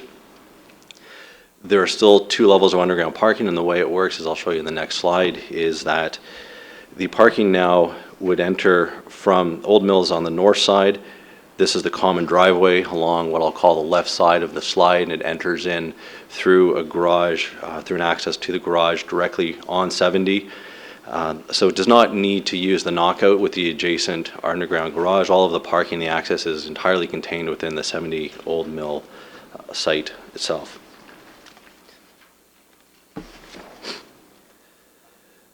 So just to provide the context to the policy regime that we're working within, the site is located within Midtown Oakville, which is our urban growth center as identified through the growth plan. The Midtown is identified on the slide within the dotted or hatched red line, and the area is intended to accommodate up to 200 jobs and people per hectare by 2031. Accordingly, the site is designated as high density. That high density residential takes with it a maximum of 185 units per hectare. Based on the size of the property, it translates to 29 residential units. There's also a site-specific policy in our OP, which spoke to the 2,300 square meters of retail and the 930 square meters of office. And that policy was recognizing the previous development considerations that were on the site. As well, in our OP, the requirements for height are between 6 and 12 stories. So there is an existing site-specific provision on the site known as 578, and in what that currently permits on the shaded gray area within the site is a 3-story commercial building up to, as I noted, the 3,200 square meters of commercial and office. And so what the proposal looks to do is to align the zoning specific to 70 Old Mill with what our official plan permits. So the site-specific zoning has been tweaked to recognize the proposal before you at 70 Old Mill. It caps the residential units at 29. It removed on 70 the maximum residential unit size. It recognizes the minimum building height of 6 stories, the maximum building height of 36 meters, the retail space on this area of 155 square meters. It included a setback to the westerly property line, which is on the 60 Old Mill side. It includes a parking ratio of 1.25 spaces per unit. And in addition, what we have done in the bylaw that you will see on your desk before you tonight is we've included a terracing regulation, which requires certain setbacks above, I believe it's the 5th and 6th stories, or the 5th and 6th stories will be set back, and then subsequent floors above that will be set back even farther. That's been reflected in the bylaw at this time. The parking ratio is for the parking spaces which are entirely within the building. It does not reflect the 3 surface parking spaces on the common driveway, nor does it include any possible or potential or future parking which may happen on Old Mill. The holding provision which is included is as a result of Halton Region's comments relating to a record of site condition. The recommendation before you is listed on this slide, and if there are any questions, I'd be happy to answer those. Mr. Charles, I thank you very much for that report. Council, do you have questions for Mr. Charles? Councilor Bird, and then Councilor Giddings. Yeah, given this is, I guess, the 3rd or 4th time that we have been presented with a zoning amendment for this site, which for whatever reason don't seem to get acted upon on these new recommendations, is there any mechanism in the proposed bylaw that will give some assurance that what is being proposed will actually be built within some reasonable time frame? Through you, Mr. Mayor, the regulations that are within or that we've tweaked for site-specific 578 is specifically related to the built form that's there and how that proposal will actually work. The timing ultimately for the development of the site is up to the owner. Yeah, that's unfortunate. And there's no mechanism that we can get assurances or whatever it is, we revert back to somewhere else, or it has to come back for further consideration if in fact it doesn't, because it's, as you know, it's been a site, looks like it's a staging or been under construction now for what, 15, 16 years? And there's no way we can leave this building with a commitment to actually get this done. Is that what you're saying? We just take our chances, the timing is up to the whoever the new owner is at the point in time. And through you, Mr. Mayor, to Councillor Bird, in essence, yes, that's correct. I mean, given some of the comments the proponent has offered, as well as the urgency with which both I think the applicant as well as area residents have acted, I don't believe the applicant wants to delay on any sort of construction on this site. And what happens to the securities that we're currently holding for, I guess, the previous application on this site? Through you, Mr. Mayor, the securities, from my recollection, have been released as it relates to 40, 50, and 60. That development has been built. This site, The 70-Old Mill site was separated, if council may recall, a year or two ago, was separated from 40, 50, 60, so that we could deal with the development of 70 in its entirety. Any securities which would be identified, we would take that through any subsequent site plan process. But, okay, because the securities appear to be, this is what, this plan is proposed here is completely different from the, I guess, the impact on the streetscape and whatever it is that the old plan had, and the securities are held for the old plan. They don't get rolled over as to increased landscaping or what. I know a lot of the issues are going to be site plan issues, which I think we'll have to address that a little later on. So that doesn't, the monies that are being held in anticipation of a former deal don't get split between the shared agreement or the current other three condominiums. It starts again? Through you, Mr. Mayor, we have released the securities for 40, 50, 60. It's built. To 70. To the owners in 70? 70 has been hived off entirely. It's its own independent site. Okay. It'll now go through its own site plan process where we'll do those exact sorts of things, that technical review, as well as identify any securities as needed. Okay. No further questions at this time. Thank you, Councillor Bird. If I followed that, there are no securities any longer being held there. Correct, sir. Thank you, Mr. Charles. Councillor Giddings? Thank you, through you, Your Worship. In terms of one of the drawings, there was a lot of discussion about the 7 parking spaces on Old Mill. Could you just bring us up to date on those? Through you, Mr. Mayor, those 7 spaces are a carryover, I'll say, of the previous site plan, which was related to the amount of commercial that was originally envisioned to happen on the site. Based on the use right now of Old Mill, the activity that happens on Old Mill, we would need to go through a process to understand if those spaces are even needed anymore. And if they are needed, what's the best configuration, what's the number, what's the location. We will do that through the site plan process. That is town land that those spaces would be on, is it not? If I remember correctly, through you, Mr. Mayor, as it was illustrated, was within the right-of-way, yes. All right, and we have no need at this time, but that could be looked at through site plan, or would that be up to our engineering friends at another time? We always speak with our engineering friends, of course. Great. That's it for now. Thanks.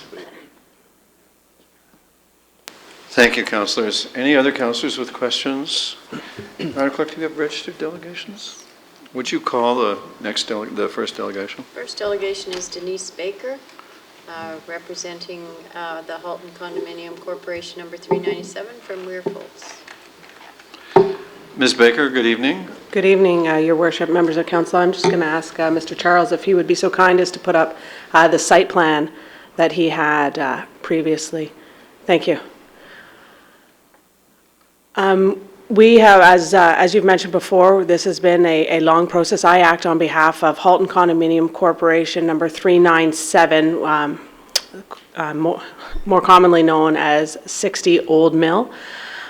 We have been involved with the applicant from the outset in terms of refining this building to make it something that is palatable for the residents of 60, which, just to orient those who are not familiar with the site, is the building that's actually physically closest to this proposed development application. There are 3 condos on the site. 60 is currently the most easterly building on the site, directly adjacent to 70.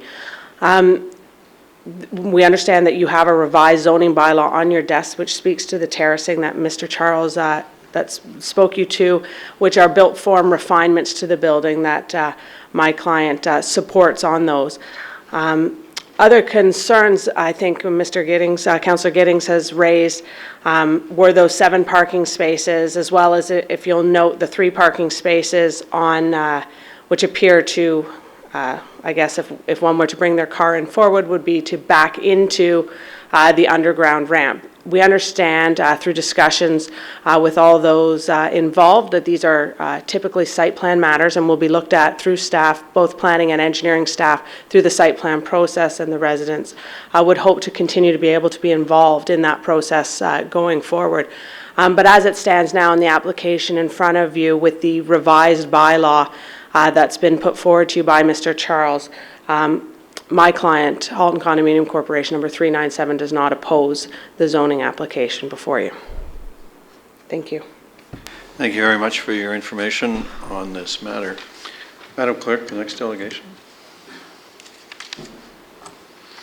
Next delegation is Jane Huddleston, representing the residents of 40 Old Mill Road.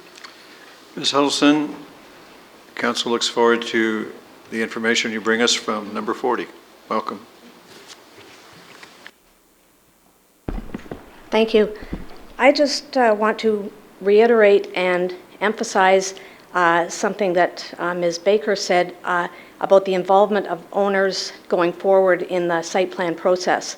I attended a meeting last Thursday night where the applicant was present and 5 representatives of the 3 buildings were present. And I'm not sure what site plan you're looking, or what plans you have before you to approve the zoning and the bylaw for tonight, because we were given changes there by the applicant and asked him to put them in writing, but he put something quite different in writing upon leaving. And so one of the issues is the 3 parking spots that are shown there. He told us, but we have no knowledge of it because the plan in the public domain shows those 3 spots, so we have no knowledge that they have been eliminated by the planning department. And that would be one of the things that the residents have been strongly opposed to.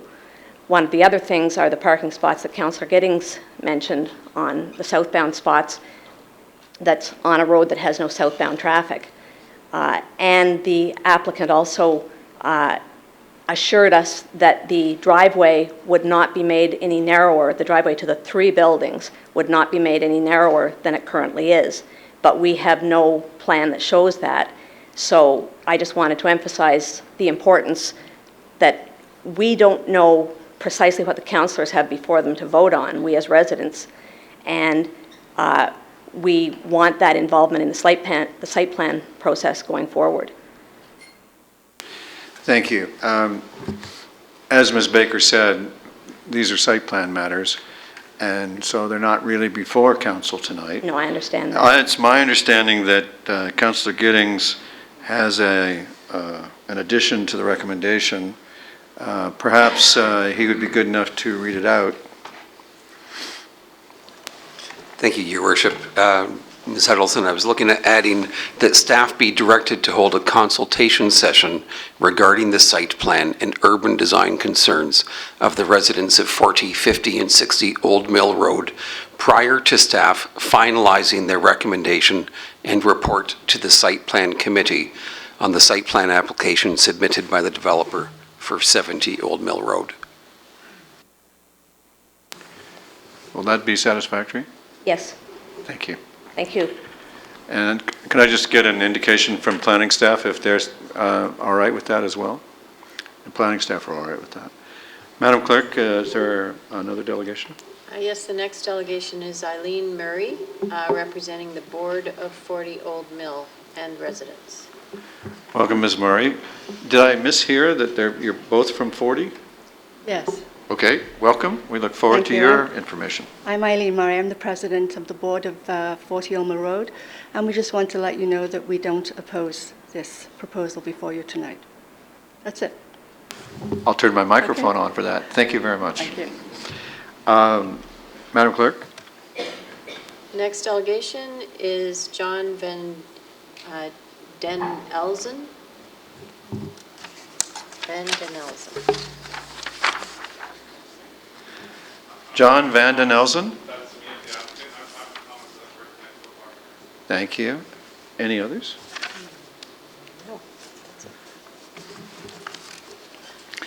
We've got enough time for another. Anybody else? All right, I'll confine it to table, and I'll look for, Councillor Giddings, I guess you would like to make the motion. You've got the addition. Yes, Your Worship, I'll move the staff recommendation with the inclusion of the additional clause pertaining to the site plan consultation. Thank you very much, Councillor. So it's moved by the Councillor that the zoning bylaw amendment application Z 161471 submitted by 2317-511 Ontario Inc. be approved as outlined in Report PD 9213 dated September 27, 2013 from the Planning Services Department.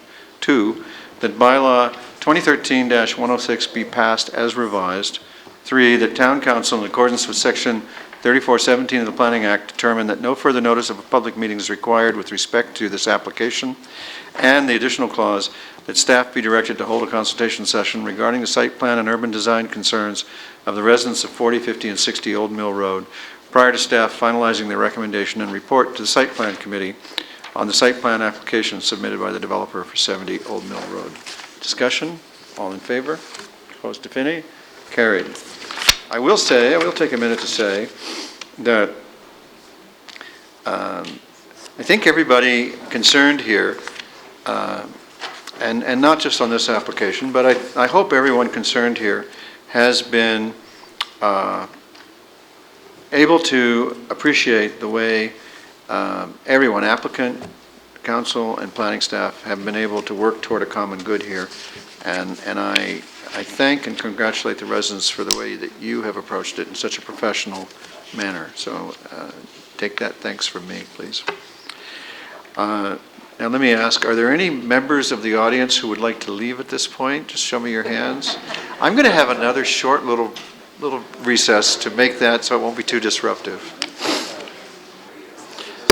All right, we will now resume our marathon meeting by turning to item 7 in the agenda, the Trafalgar Road Corridor Planning Study Preliminary Report. The recommendation is that this report be received and that comments from the public with respect to the study to date be received. Are there members of the public here with information for the council on this item? No. Are there members of council who have anything to say? Councillor Knoll. I don't have anything to say, but I'd be happy to give you a motion. I don't require a presentation. Councillor, that is a very welcome move. I thank you for it. And without further ado, I'll call the vote. Okay. All those in favor? Opposed, if any? And that is carried. And that was without Councillor Adams. Pardon? Councillor Adams. And the minutes will reflect that Councillor Adams sat this out because of his declaration of a conflict. I turn your attention now to item 8, the Live Work Information Report. How do you wish to proceed? Councillor Knoll, thank you. I may have had something to do with initiating this report in the first place at a request, so I'm happy to move the staff recommendation and thank the staff for the comprehensive report and the conclusions thereof. Okay. I just wonder, do you consider yourself edified as a result of the exercise? I do, actually quite much so, yes, very much so.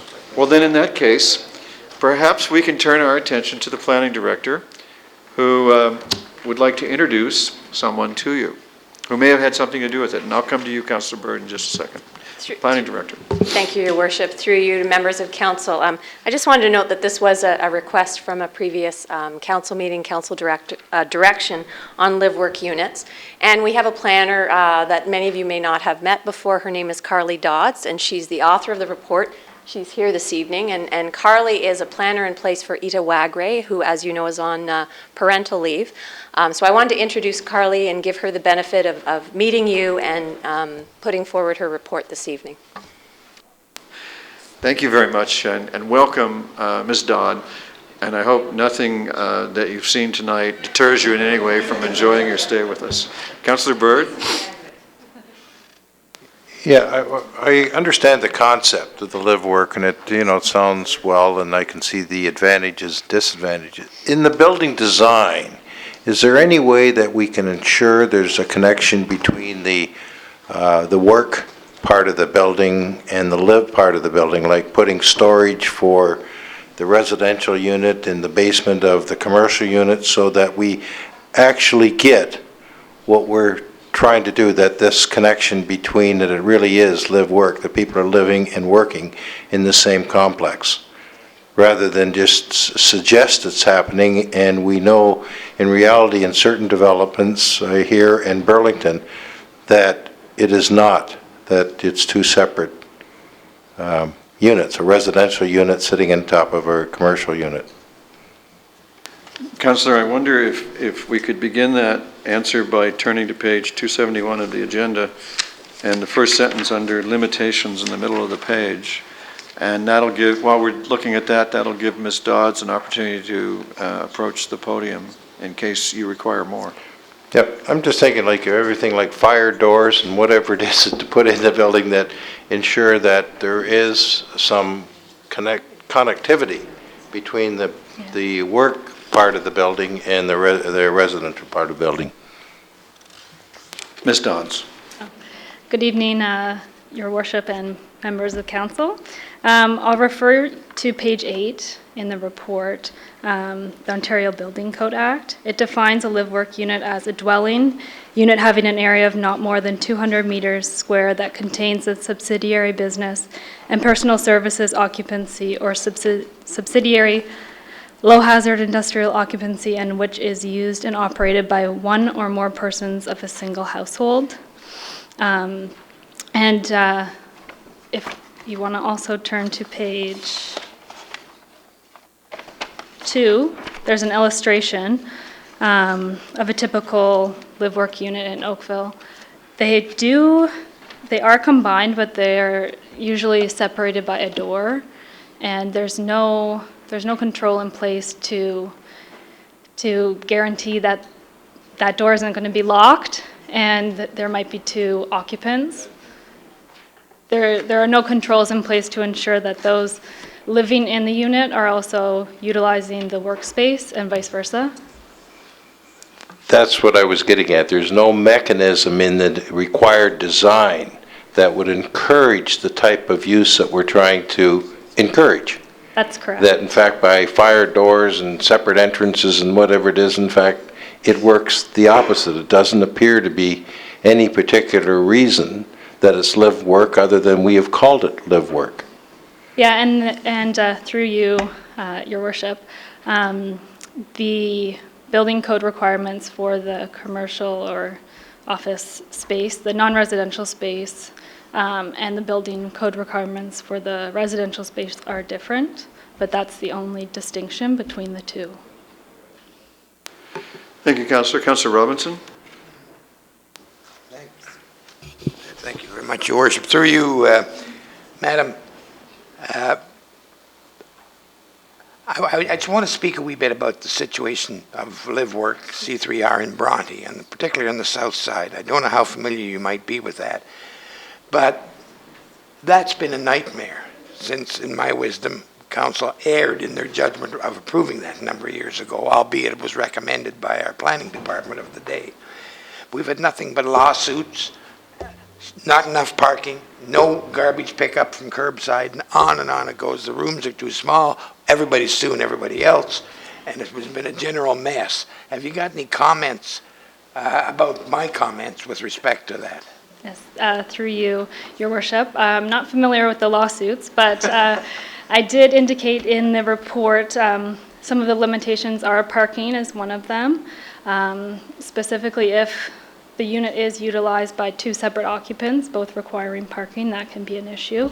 And then to your other point about the size, and maybe I assume that's what you're getting at in terms of the potential turnover of the units.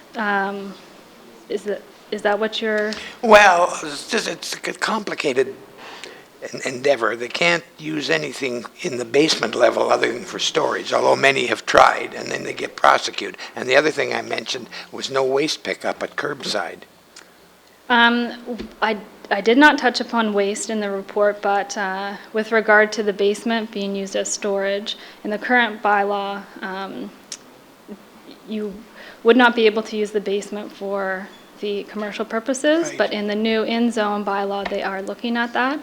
There's a section in the report, and they're changing the wording so that you would be able to use the basement for commercial purposes. For any of the uses in the unit as a whole. And have you got any comment on curbside pickup?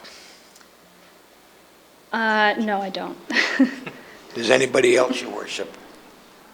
I can offer you the comment that we may be straying into regional jurisdictions. Not necessarily, because it's our bylaw that prohibits it. Oh, all right. Well, I can tell you that in the downtown Oakville village, when the people put their waste out on the curb in front, we get a lot of complaints that it's very unsightly. But I don't know where that takes you. Well, it's normal to put waste out at the curb in most municipalities, whether it's residential or something like this. But this particular site in Bronte has been restricted. Well, perhaps on another occasion, you may wish to investigate ways to deal with that. I'm just wondering if Commissioner would comment about what I've said. I'm sure she'd be delighted to comment. Through you, Mr. Mayor, you are quite correct. We have looked into this issue in terms of waste pickup on that particular site. Just on that site? Actually, the provisions apply to the town as a whole. And so what it does is it restricts certain developments of a certain size. I don't remember the size, but it was a number of units would not be allowed curbside pickup.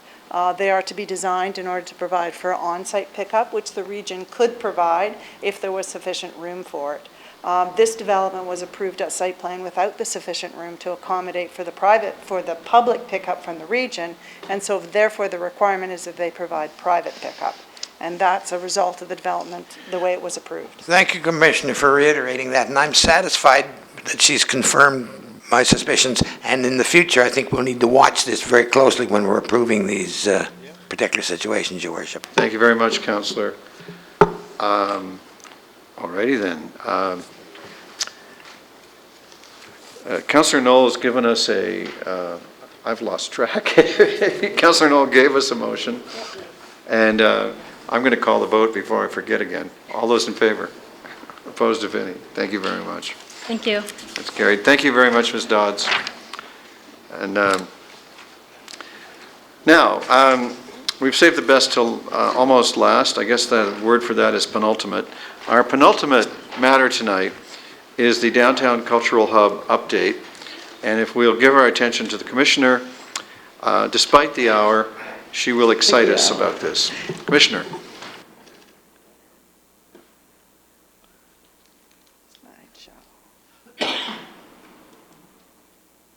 Mayor and members of council, item number 9 in your agenda is an update report on the Downtown Cultural Hub.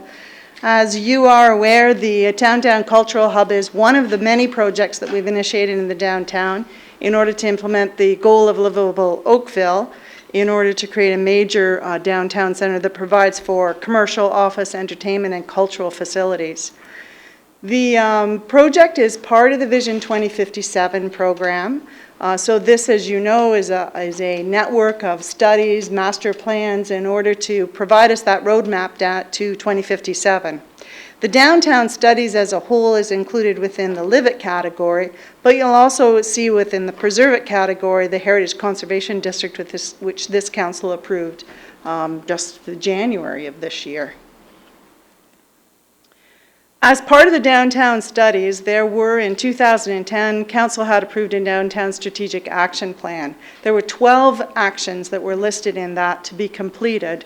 The Heritage Conservation District is one, and it has been completed. Commercial parking was not actually listed as part of the initiatives, but it is an ongoing work that Council and staff undertake. So that is very much part of the downtown.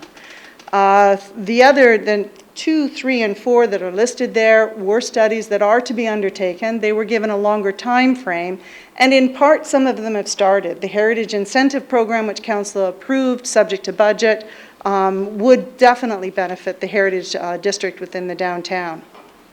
You'll see that studies 5 to 8 are studies all related to transportation, and I've grouped those into a transportation and streetscape study because all of them have now been combined into one major study that's occurring at the same time as the Downtown Cultural Hub. The last 4, which are the Downtown Cultural Hub Initiative, the New Youth Initiative, the Post Office, and Centennial Square, were also coordinated. So at this point in time, we have 2 major studies that are going forward on the downtown. The Downtown Cultural Hub and the Transportation and Streetscape. And I'll spend a minute on the Transportation and Streetscape. It's just been initiated. We have retained consultants to undertake that study.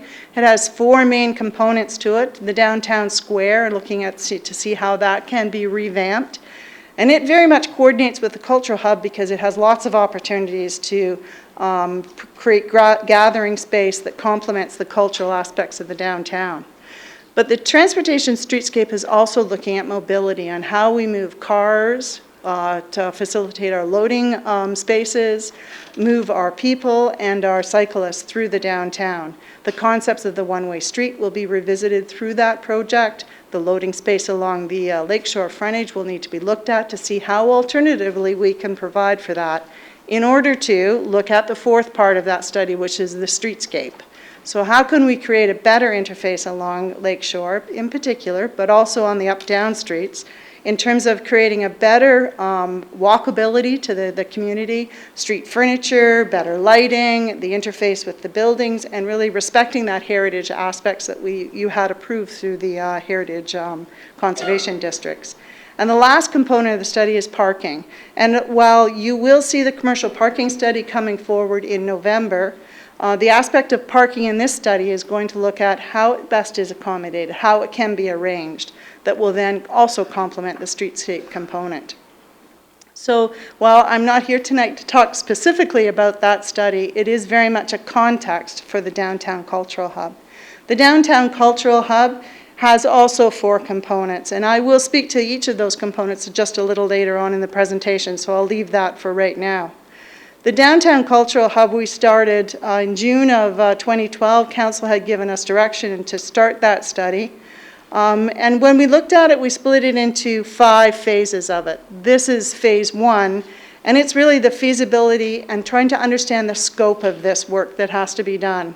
Phase 2 is the actual detailed work, and there is many aspects to it. Which would identify the background work that we need to understand, the options, and then a preferred option going forward. And then 3, 4, and 5 is getting into the procurement, the actual construction, and then the operations and the opening. So I'm here tonight to talk about phase 1. Phase 1, again, going back to those 4 components that I spoke of, a large part of it, and the first real segment of this work needs to understand what are the cultural and performing arts spaces that we need in the downtown. We have a current theater there. It served us well since the mid-70s when it was actually constructed. But since then, we've had several facilities open up through the GTA, and our community's changed significantly since that time. The population was about 60,000. So questions of, is this the kind of theater that we need going forward, are all the questions that would be asked in this part of the work. We also have the Oakville galleries. They are now in 2 different locations. Is there an opportunity to consolidate them into one location? We have the library, and the space for the library is predominantly dealt with in the Parks and Rec master plan, but looking at it in detail on how you can fit it and work with the other components that create the cultural aspects. The outdoor programmable space, we have a great square in the front of the Centennial Square, for example, but it may not be as accessible as it could be going into the future. So how can we make that a more accessible space and a more programmable space so that there can be events and other things happen within that outdoor space? And the last element was the indoor cultural space. So there has been some expression of interest through Sheridan College in terms of private initiatives or even community components that we could use just cultural space much better in the downtown to really build on that cultural hub concept. And then, of course, as we move into phase 2, there may be other things, and that's why the question mark. And so we need to expand our thoughts in terms of dreaming of what we could accomplish for that cultural hub downtown. So as I say, that's a major part of phase 2, is really trying to get an understanding of the needs and assessment for the cultural aspects. Of course, in order to build anything, you do have to have an understanding of the engineering, and there are several aspects to that, to this part of it. As you know, the downtown is built on the edge of the 16-mile creek as it wraps around. So the geotechnical is an important aspect. You'll see in the aerial photo, the red is the boundary of the downtown itself. The blue line is the top of bank line. It's the estimate that Conservation Halton has. We've worked closely with Conservation Halton so far, and they will continue throughout the projects to really understand what is the constraint, what is the technical issues around that. Most of the Centennial Square is built down across the bank, and of course the parking is built on the floodplain itself. So we need to look at some environmental benefits that we can put back into this space. For example, clearing the floodplain of parking spaces would probably be a good place to start, and opening it up into the river system that's along there. Of course, hard surfaces will need to be examined and traffic considerations, but also soil contamination. And it's not an issue that we have a good handle on right now, but we know that there are issues with soil contamination as you move into any of the valley systems that need to be identified as part of that next phase. The third area that we need to look at is the building and the design. So when we the direction from council was to look at all the sites within the downtown to determine which sites could be used for the cultural elements. And so we have the Centennial Square, which is certainly the largest of the site. We have the fire station site that's there, as well as the newly acquired post office, and several surface parking areas.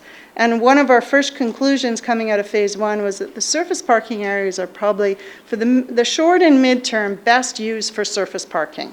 And we should leave it for that purpose for now. We could potentially look at a little bit longer term and some other redevelopment opportunities on those to further support the downtown. But for the purposes of this exercise, we would consider the surface parking lots as best served the way they are now. So our focus is on the Centennial Square, the fire hall site, as well as the post office site, to see what are the opportunities to accommodate within those areas. The business and financial plan is a large component of phase 2, and it really was most of the time spent in phase 1. As part of this, we needed to understand feasibility could also be considered affordability. How much of this was affordable and how could we move forward? So we did evaluate some very early options which looked at strictly the modernization of the Centennial Square property in order to bring the facilities we have up to meet current legislative standards. We also looked at options that focused all of the commercial or the cultural facilities on the Centennial Square. So it built that out to provide it at the edge of the downtown with all the cultural elements. And the third option that we looked at was how could we create some mixed use? So mixing some residential, some retail uses on the Centennial Square site with the library and the Performing Arts Center, looking at the same kind of options on the post office site. We did look at some options, and we'll continue to do that in terms of shifting the cultural spaces to the post office site. It could be a great facility for an art gallery or a library. So those were the kinds of things that we looked at in terms of some early options. But what that gave us was the ability to cost some of those options out at a very high level, just to get an understanding of what the magnitude of those dollars were.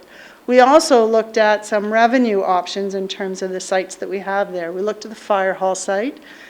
It has some significant opportunities to generate some development dollars to the town in order to accommodate some of the cultural facilities there, as well as what could happen on Centennial Square and the post office site. Along with the financial and business plan is how to procure it. P3s, for example, have been out in the federal and provincial sector for over 10 years now. Not a lot of municipal sectors have picked up on P3s, but it certainly is an area to consider and to look at going forward.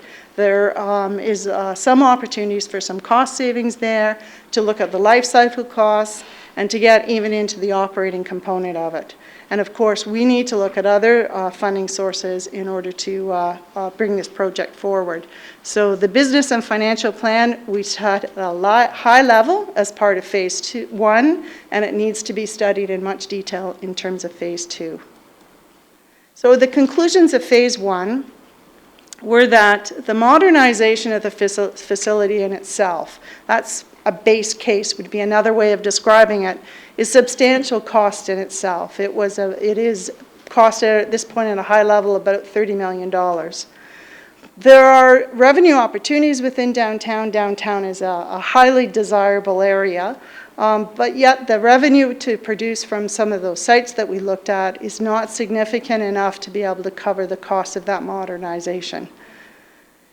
The procurement strategies do offer some opportunities to minimize our costs. Numbers that we've looked at through the first phase of the study is it could reduce the overall life cycle cost by 25 to 15%. So it's a real option to consider different ways of building out the facility and operating. And additional funding could be seen through, we have the sesquicentennial coming up, which would be a perfect opportunity to look at federal and provincial funding for other sources of funds. So out of phase 1, our general conclusion was that we need to continue to start to look at this in order to move forward. We have some revenue opportunities to cover the costs of it, and there's lots of opportunities to create that cultural hub that we've looked at through all the studies. Public engagement. Public engagement has to be a key part of us moving forward on this study. We have, of course, used the public engagement strategy that the town has put out with all aspects, the inform, consult, involve, and collaborate. We are looking at tentatively a launch of both this study as well as the Transportation Streetscape study on December the 5th at the Performing Arts Centre to start to introduce this. We have established a focus group with the BIA, Chamber of Commerce, cultural groups, and the Residents Association to begin to get their feedback and ideas on how we need to move forward with the engagement. So in terms of the stakeholders, I've already mentioned some of them. Between the two studies, the Transportation and Streetscape, there are a number of common audiences, which is all the more reason we need to go out as a coordinated effort in terms of both the studies at the same time, and each have some of their individual stakeholders that we need to touch base with. In terms of the overall project schedule, for both of the studies, we were looking at in Q4 of 2013 is having that launch on December the 5th to get the studies out. Ahead of that, we have that community focus group that we have set out, touch base with the community roundtable. We've been to the BIA, so there's several stops we've made along the way to make them familiar with it, and we'll continue to do that through 2013. The first part of 2014, we're looking at putting in some community open houses, and the two main aspects we'd be dealing with at that point in time is some of the culture and performing arts spaces, understanding the needs and demands on that, and then on the transportation side, the mobility and streetscape visioning will have taken place. And then moving into 2014, the Q4 of 2014, in order to bring forward some of those development options that we had spoke about on both sides of it, the community, the cultural spaces, as well as the transportation study. And then we'd be looking at bringing forward the preferred options for both of those studies in Q1 of 2015. So that's the schedule that we've set out to this point in time.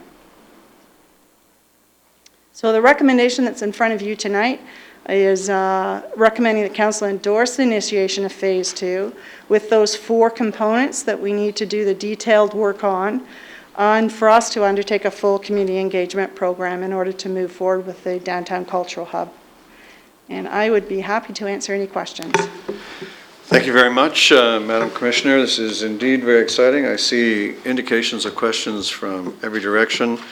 I just want to say this is a very exciting presentation. I'm very pleased to see it. I think it's really important that we be ready and we be as close as possible to shovel ready when the sesquicentennial money starts to appear. And if the past is any guide, that money won't appear until so close to the sesquicentennial that it'll be too late for us if we're not ready. And so this is not only very important for the town's future, but it's very important just in terms of the sheer necessity of being ready. So I saw indications of questions from Councillor Giddings and Councillor Adams. Councillor Giddings. Thank you. Through you, Your Worship. Great presentation, incredibly clear on a very complex and detailed group of studies that are rolled into one. I think it was former Commissioner Leonardo that had the spaghetti graph up.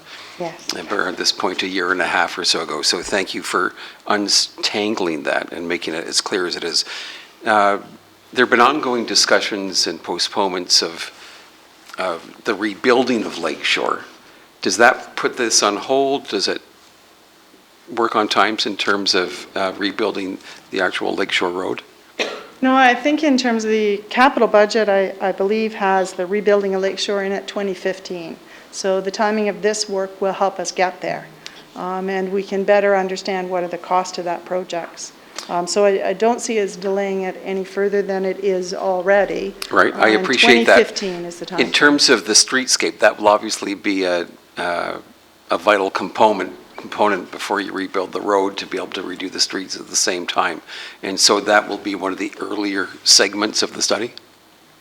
The study will look at the whole street, and it assumes the rebuilding of it. And however we move forward with the construction, it would be to incorporate all those elements as we move through the street. So on the rebuilding of it, how we construct it will have to be considered even as we start to look at the designs of it, because that's crucial to the business associations downtown. I appreciate that. Incredibly exciting. Thanks. Thank you, Councillor Giddings. Councillor Adams, I believe. Thank you very much for the report. It's a very interesting report. Can I ask you a little bit more about the Sheridan discussions that you've had and where you think those might be able to go? Is there discussion about taking the whole theater place and putting it on the Trafalgar campus? Is that one of the things that's in the list of things to consider? And what other things are Sheridan working on? There's some discussion about media work as well, and I'd like to hear more about that if I could. So on the theater component of it, Sheridan has made it very clear that they need a theater on their campus. It's not only a theater for performances, but it is very much a teaching facility. So they'll use that. They need it on that site in order to be able to use that. So there's no sharing of the theater that we see as a component of it. But they were very excited about the cultural spaces and how they could use that to promote some of the digital programs they have, create a bit of an incubator space or better opportunity for their students to potentially use that in order to move into the private sector. So that was an interesting concept, and they were excited to continue the dialogue with us to see how that would work and fit with their programs. So the issue of the theater on their campus, I totally understand they need one on their Trafalgar campus and they need it for teaching. Is there no opportunity for the community to share theater space with them? Even if it's on the Trafalgar campus?